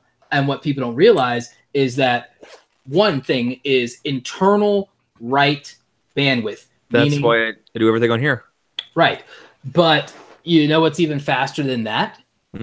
Well, there's a newer version than this, yeah. The NVE, the M2. Yeah, I just upgraded to an NVMe drive like 2 days ago.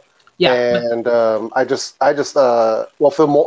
just had an update today, so I just installed that onto the NVMe, and that's where I'm going to do all the editing straight to the NVMe drive. Right, but don't like what people are doing that is a mistake is they're like, oh, this is the fastest drive. I'll put my OS and my apps on it. It's like once your OS and apps launch, they're not using the thing anymore. So you've wasted the fastest space that you have to read and write files on booting up just because you're impatient. Like no, my boot drive is different than the NVMe. My boot drive is on a Samsung SSD. That's what I did. Yeah, this NVMe is dedicated strictly to the to video editing. Right, but here's what people don't realize is that you also have what's called internal drive bandwidth, meaning that if you have a maximum read and write on a drive of 6 gigabits per second, but you do multiple tasks on it, you're using up all of that collective maximum bandwidth, meaning that if I start more than one transfer sequence, let's just see even with your SD cards, right? Even with your SD cards, if you dump 3 SD cards at the same time, you're just making every one of those things processes slower. If they're going to the same drive, because now the same drive has multiple tasks running, right? So you're also coming through the same USB bus. Yeah, there's only so much bandwidth, going through it. There's only so many PCI lanes that it can operate through. So, I mean, that's why in video editing, and this is my problem with Apple, video editing is best optimized in a multi-drive system, because when the OS has its own bandwidth, it's staying in its own lane. When the project file and source media have the fastest maximum read-write speed, and then the export drive has its own complete unfiltered lane of traffic with, again, the highest read-write speed. That's why I went with 2 M.2s. I went with 2 of them for that reason. Then you have the maximum capacity and nothing's in the lane. It's empty. It's an empty lane, and where you can go at the fastest miles per hour you could possibly go.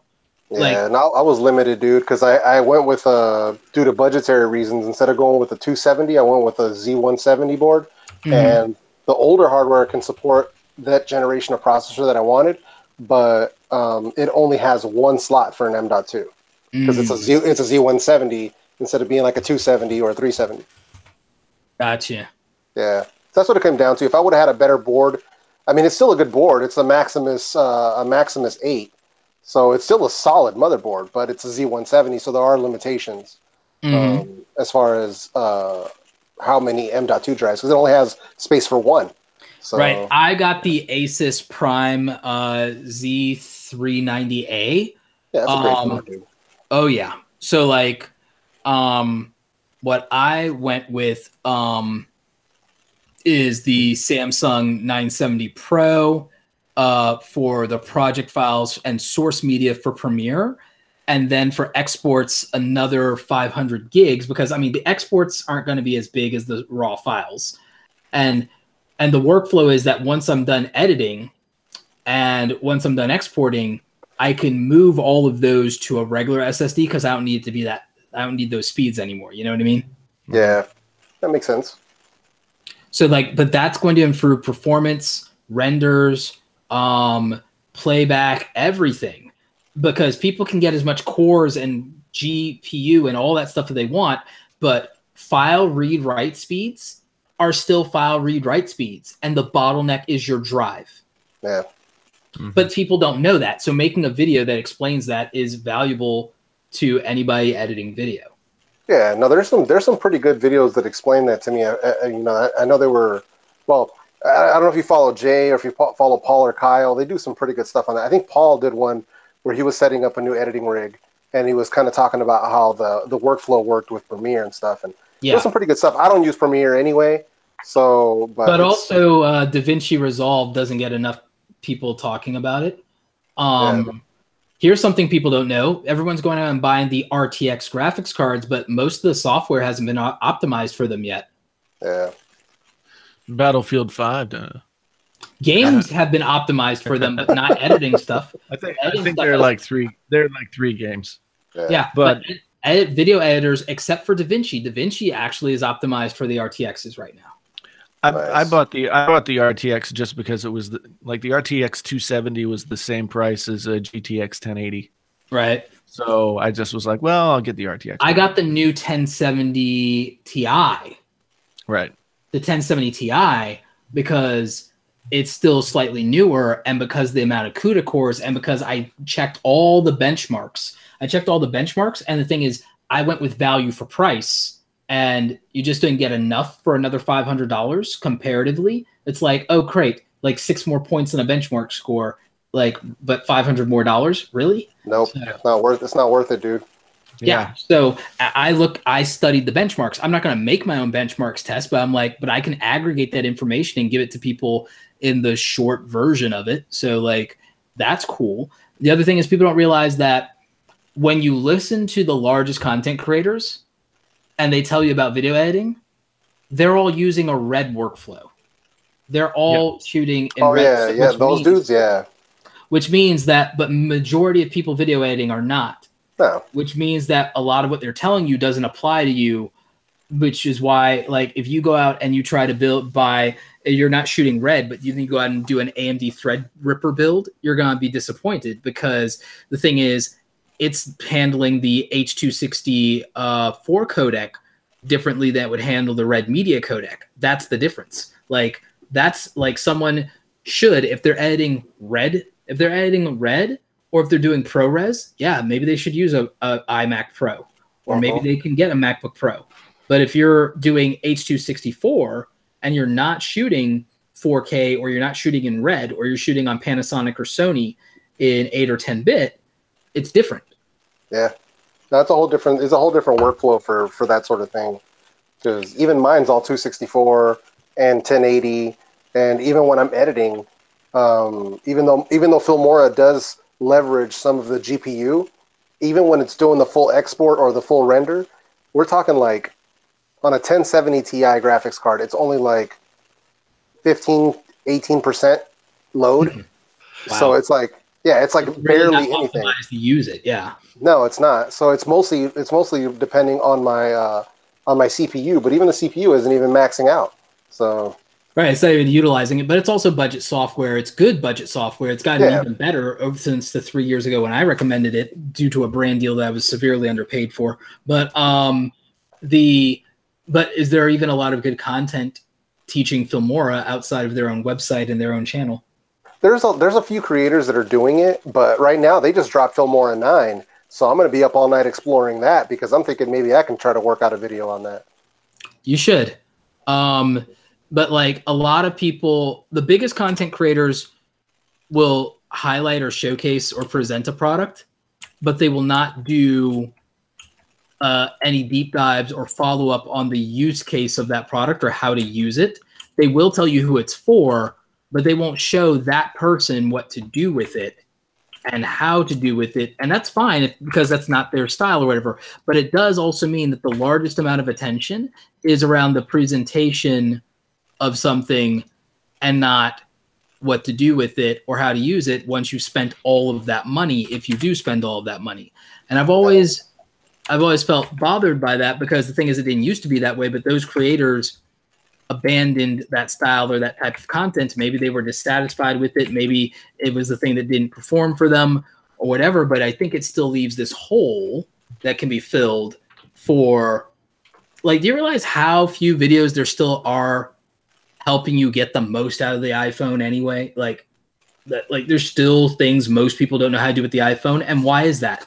The biggest content creators aren't making any videos about it, and that's who people watch. Meanwhile, there are people on the Android side. That's all they do.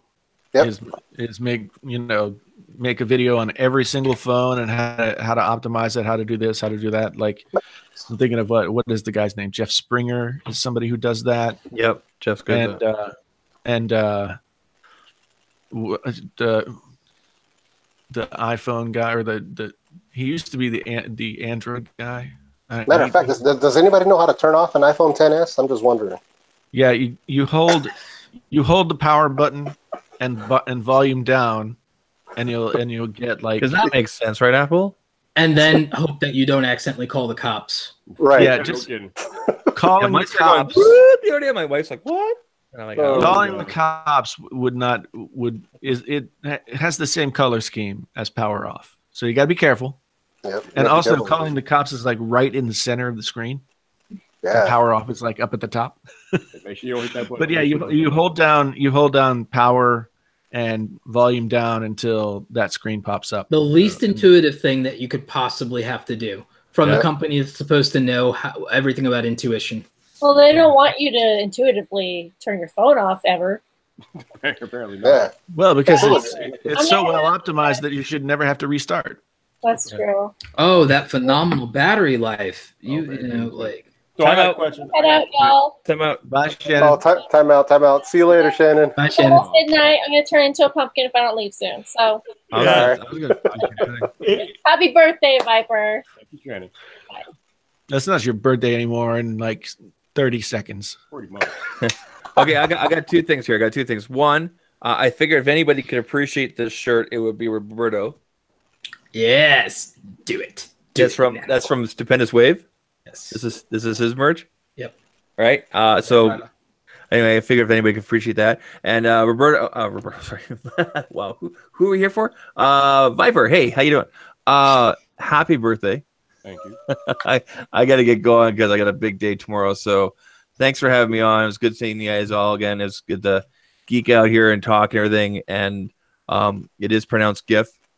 And a hot dog is just a hot dog. And we'll leave it at that. All right. Friends for life. Good night, Zach. Okay. Good night, Zach. Take care, guys.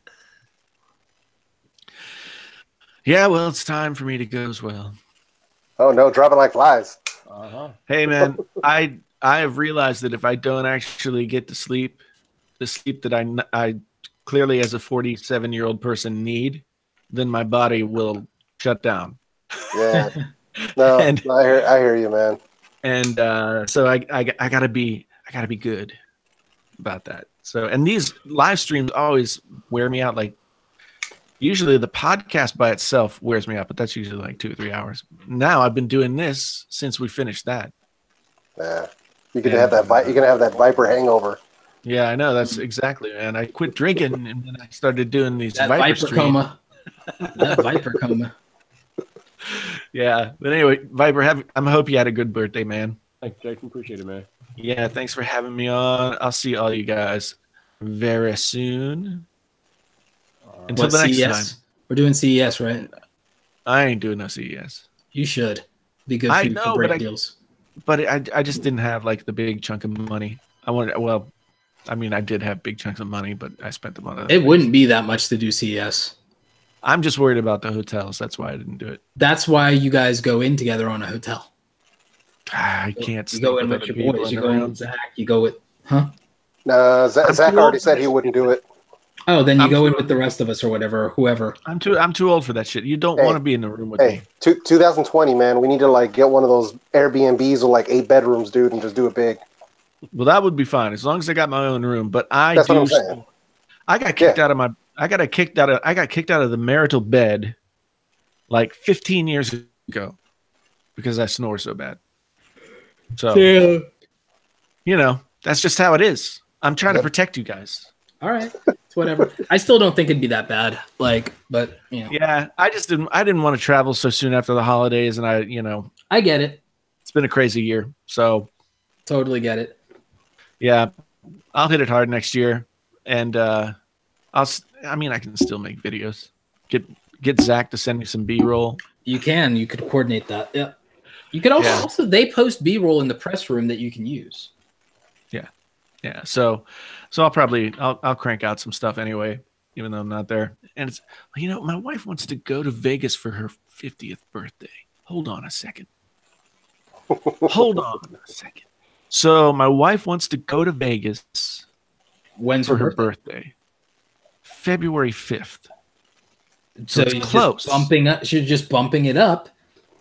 Yeah, it's just early. Kill 2 birds with one stone. You just stay longer. Be like, happy birthday, baby. I'm off to the convention floor. Like, you're just staying longer. Jeez. Like, you stay a little longer so you can do both. Like, you go get the but you massage. did it early enough. Like, but you could legitimately pull this off. You're right. I probably could. I'm gonna have to think it through. Could happen. Make Could a happen. plan. All right. Yep. Yeah, All right. So I'll talk to you guys later. Till the next All right, time. Jason. As you know, I'm out. All right, dude. Oh no, we got to make that happen though, Vyyyper, man. At least 2020, because I know it came too soon for me, and travel and the hotel costs are super expensive for a guy at my level. But the goal is for 2020 for sure. Yeah, we'll see. Yeah. So, what did you all think of the Marvel in-game trailer? Oh man, I'm ready. I'm ready. I still feel like the trailer could have been even more hype, but like I'm ready. But like, is it weird that I'm still rooting for Thanos? Oh no, man. Hey, but it's funny, man. There's still a lot of people that are still very traumatized by Infinity War. So it's kind of funny that they're like, I don't know if I want to watch it. I'm like, dude, we got to watch it. We got to close this out. Like, I kind of like, I mean, people disagree. It's controversial, but I'm like, Thanos had a point. No, he did. It's, I don't know, like it's almost altruistic, but the ends don't justify the means. I mean, yeah, I guess you could, but like it's the thing is from his perspective, and he saw it play out on his planet. Like you saw, oh wow, Titan was dope, and then oh god, look what they did. Like, and the overconsumption thing is real, and overpopulation is real, and I'm like, Agent Smith had a point. I'm like, yeah, everything in the natural order finds equilibrium with its environment except humans. Fuck, like that's real.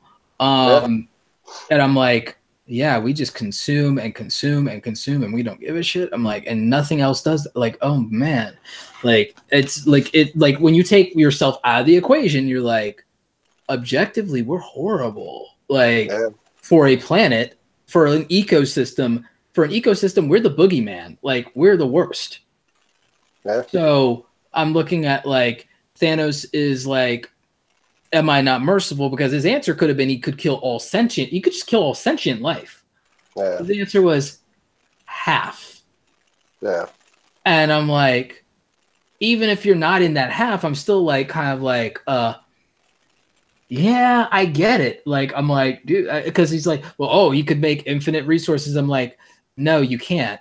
Like, and we'll still have the same problem. You know, like, no. And the other part of it that for me was like, if the Infinity Gauntlet is like the Holy Grail, it's an anime reference. It's like, then it can only work on a level that where the bear can perceive a solution, meaning that it's like you can only do it can't come up with an answer that you can't come up with.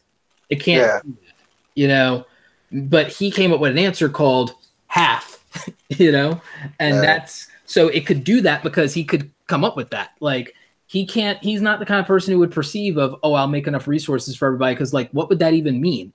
And what are resources for? It's such a broad thing because the universe is so big and different species need different things. You can't say, oh, I'll make enough. Enough what? So that's not an answer. The most rational answer for balancing the order of the universe is to cut it in half. Yeah, depopulate everything. It was crazy the way it went down, man. But you know, like I told a lot of people, it could have been a lot worse. So it went down much worse in the comic books. And he was just, and that he didn't have a good reason back then. He was just like, I want to see Mistress Death, and I want to appease her. Yeah, that's a lot of people didn't get about that, and I was kind of surprised that part of it it kind of got left out, you know, sort of. But it's no one can relate to that. Like you can't sympathize with that. Like, oh, you want to be with the embodiment of death? It's like, well, go kill yourself. Like it's like the or it's like she doesn't want you; she wants that Deadpool. Like that's right, because that's in the comics too. But but like the whole I don't want the despair that befell my people to befall the rest of the universe, and it will inevitably. So I've seen it happen time after time, and when I wipe out half a planet, paradise follows. Like he's proven it to himself. Like in the context of, you could say in the real world it might not work, but in the context of the Marvel universe, Thanos is right. Yeah. Man, what do you think, Vyyyper?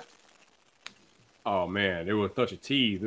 They gave us so little, but it was still like such a tease. It was good. Yeah, I like where it's going, man. What about that Captain Marvel though? Yeah, dude. I like that. I like how it's set. It's set what? It's set late 80s, early 90s. Yeah. Early 90s. Yeah. Yeah. I'm all about that scroll, that secret scroll war. Like. Yeah. Yeah, dude. That's cool. I'm glad that they're tying in a lot of this stuff too, man. I think it'll make a lot of people happy, and it looks good to me. So, you know, I'm excited for it, man. But we still haven't seen the new Spider-Man trailer, man. That hasn't dropped yet, right? Yeah, they holding out on it, man. They holding out. Yeah, I just want to see something that teases Miles Morales and Gwen Stacy, because like that's because actually they're doing stuff with that in the comics, and I'm like, yes. Yeah. And by the way, her Spider-Gwen's design is like both Spider-Gwen and Miles's design is like the best freaking Spider-Man costume design we've gotten. It's even better than Spider-Man 2099, and I really thought Spider-Man 2099 was the dopest thing until I saw Miles's costume and until I saw Gwen's costume. Yeah. No, before that, the Scarlet Spider. Before that, the Scarlet Spider, though. Yeah. Now, my favorite from those ones, I don't know if it's represented in the game or not, but I'm still a huge fan of the white and black for the Future Foundation. I really love that. Yeah, that's actually pretty dope. Yeah. I've been trying to get a sweater, a hoodie sweater that has that design, but they don't make them in big boy sizes. So. I'm trying to get that Venom or Alien costume one hoodie. Yeah. Oh yeah, they got them, dude. They got them out there. It's I want that, like, because I'm all about that. I'll rock that every day. It's like 2X Max or 3X Max. I'm like, I'm about that. I'm about that Venom life, man. I'm like, there you go. Like, oh, this thing's gonna make me better. It's like, yeah. Yeah, no doubt, man. Well, hey, man, I got to get going because I got to let my wife go to bed. So, man, great chatting with you guys tonight, man. Vyyyper, happy birthday. My wife wishes you a happy birthday too, man. You know how it is. Appreciate it. Yeah, man. Yeah, man. I'll give her a hug for you, man. She sends her love, man. Appreciate it, man. All right, Jeff. All right, Roberto. I'll catch you later, guys. Later, man. All right, Vyyyper. I'm about to roll out here. About to maybe spend a few more minutes trying to clean up this damn cable management now that I got this machine working. Cable management, gotta love it. I usually don't bother, but like I'm trying to on this build, and I want it to be aesthetically nice, and I want like, and then people did kind of give me shit about the cable management on my on everything that I do, but like my cable management's actually not that bad. It's actually pretty clean for what I have, for all the shit that I have. So right. Yeah, that's some time consuming stuff, but sometimes you got to do it just to make things neat and tidy. yeah, but you know, if you take the time, it's worth it for it to be nice. I mean, like people don't realize how much time I put into. I mean, you saw the office tour, but like I put a lot of time into running the cables and putting power strips into my desk to like have like the cables just be like flushed on two sides of the desk, and that's all you actually really see is like, yeah, you see cables, but it's like there's one thing plugged into the wall, which is the UPS, and everything else is plugged into these cable strips that then plug into that UPS because they're inside the actual desk. Right. Yeah, that sounds like it'd be a little easier to manage the cable with it plugged in, with it inside the desk. Yeah. I mean, initially setting it up though is a pain. I'm gonna have to, when I get my new speakers, I'm gonna have to redo everything. Shannon wants to know if you want to come to her place and manage her cable. I mean, if I'm in town or something, I guess I could. Like, by the way, you should really do a business where you do stuff like that again, like where you just set up people's. Like, there's a gold mine in setting up people's tech, dude. Oh, I bet, man. I'm not a cable management. I don't even manage my own cable. I mean, you should, like, but that's the kind of thing, like setting that up, setting up people's like, computer stuff, software, getting them all cleaned up, virus free, all that good stuff. Like there's money in being somebody's concierge geek squad. Oh, I mean, I make the whole business out of it, so no doubt. Yeah, it's like, you don't have to be like, I mean, Louis Rossman made a thing out of like repair. And that's like, that's totally an at-home business like that you can do in the garage or, whatever. But being a concierge tech support, there's a great business for you in that, dude. Hey, anything's possible, man. Anything's possible. Yeah. But anyway, man, happy birthday, brother. I'm gonna let you go. All right, man. Thank you for coming on. Appreciate you. Right on. Take care. Take care. And we are down to 1. So it is a little after midnight here, Central Time, and I do have to go to work in the morning. So yeah, I'm about to get up out of here. So I can be up in like 5 hours. So thank you all for hanging out with your boy tonight. I appreciate you all showing up, celebrating my birthday with me. Definitely appreciate you all rocking with your boy each and every time I'm up here live streaming and whatever the case may be, when I'm dropping video, when I'm live streaming, whatever the case may be. I appreciate you all constantly supporting me. Like I said on Twitter, whether it's uploading a regular video or live streaming, I have done something on YouTube every week this year. So it's like, I think we got 2 more weeks left. So that's 50 weeks I've done something on YouTube consecutively. So it's kind of nutty. But like I said, I appreciate you all hanging with your boy, getting it in. And yeah, I am about to go get ready to get a few hours of sleep so I can get to work in the morning. Thank you for the birthday wishes. I appreciate it. And that is that. Tomorrow probably won't be any on tube tomorrow because I just live streamed for 3 hours tonight, and I don't know if I see the need to do another live stream for on tube tomorrow. So that's probably gonna go bye-bye. So probably won't be live stream tomorrow, but I'll be back Friday night because y'all know how I get down. Friday Night Vype, which is no longer Friday Night Vyper. I renamed it Friday Night Vype. Like I told you all last week, I was thinking about changing the name to the channel and the live stream. So I did. So the channel, if you notice, is now called Vype Live instead of Vyper Live. And Friday Night Vyper will now be called Friday Night Vype and not Friday Night Vyper. So I will see you all on Friday night. So, this your boy Vyper, the man about tech. You know where to find me. So come back for more.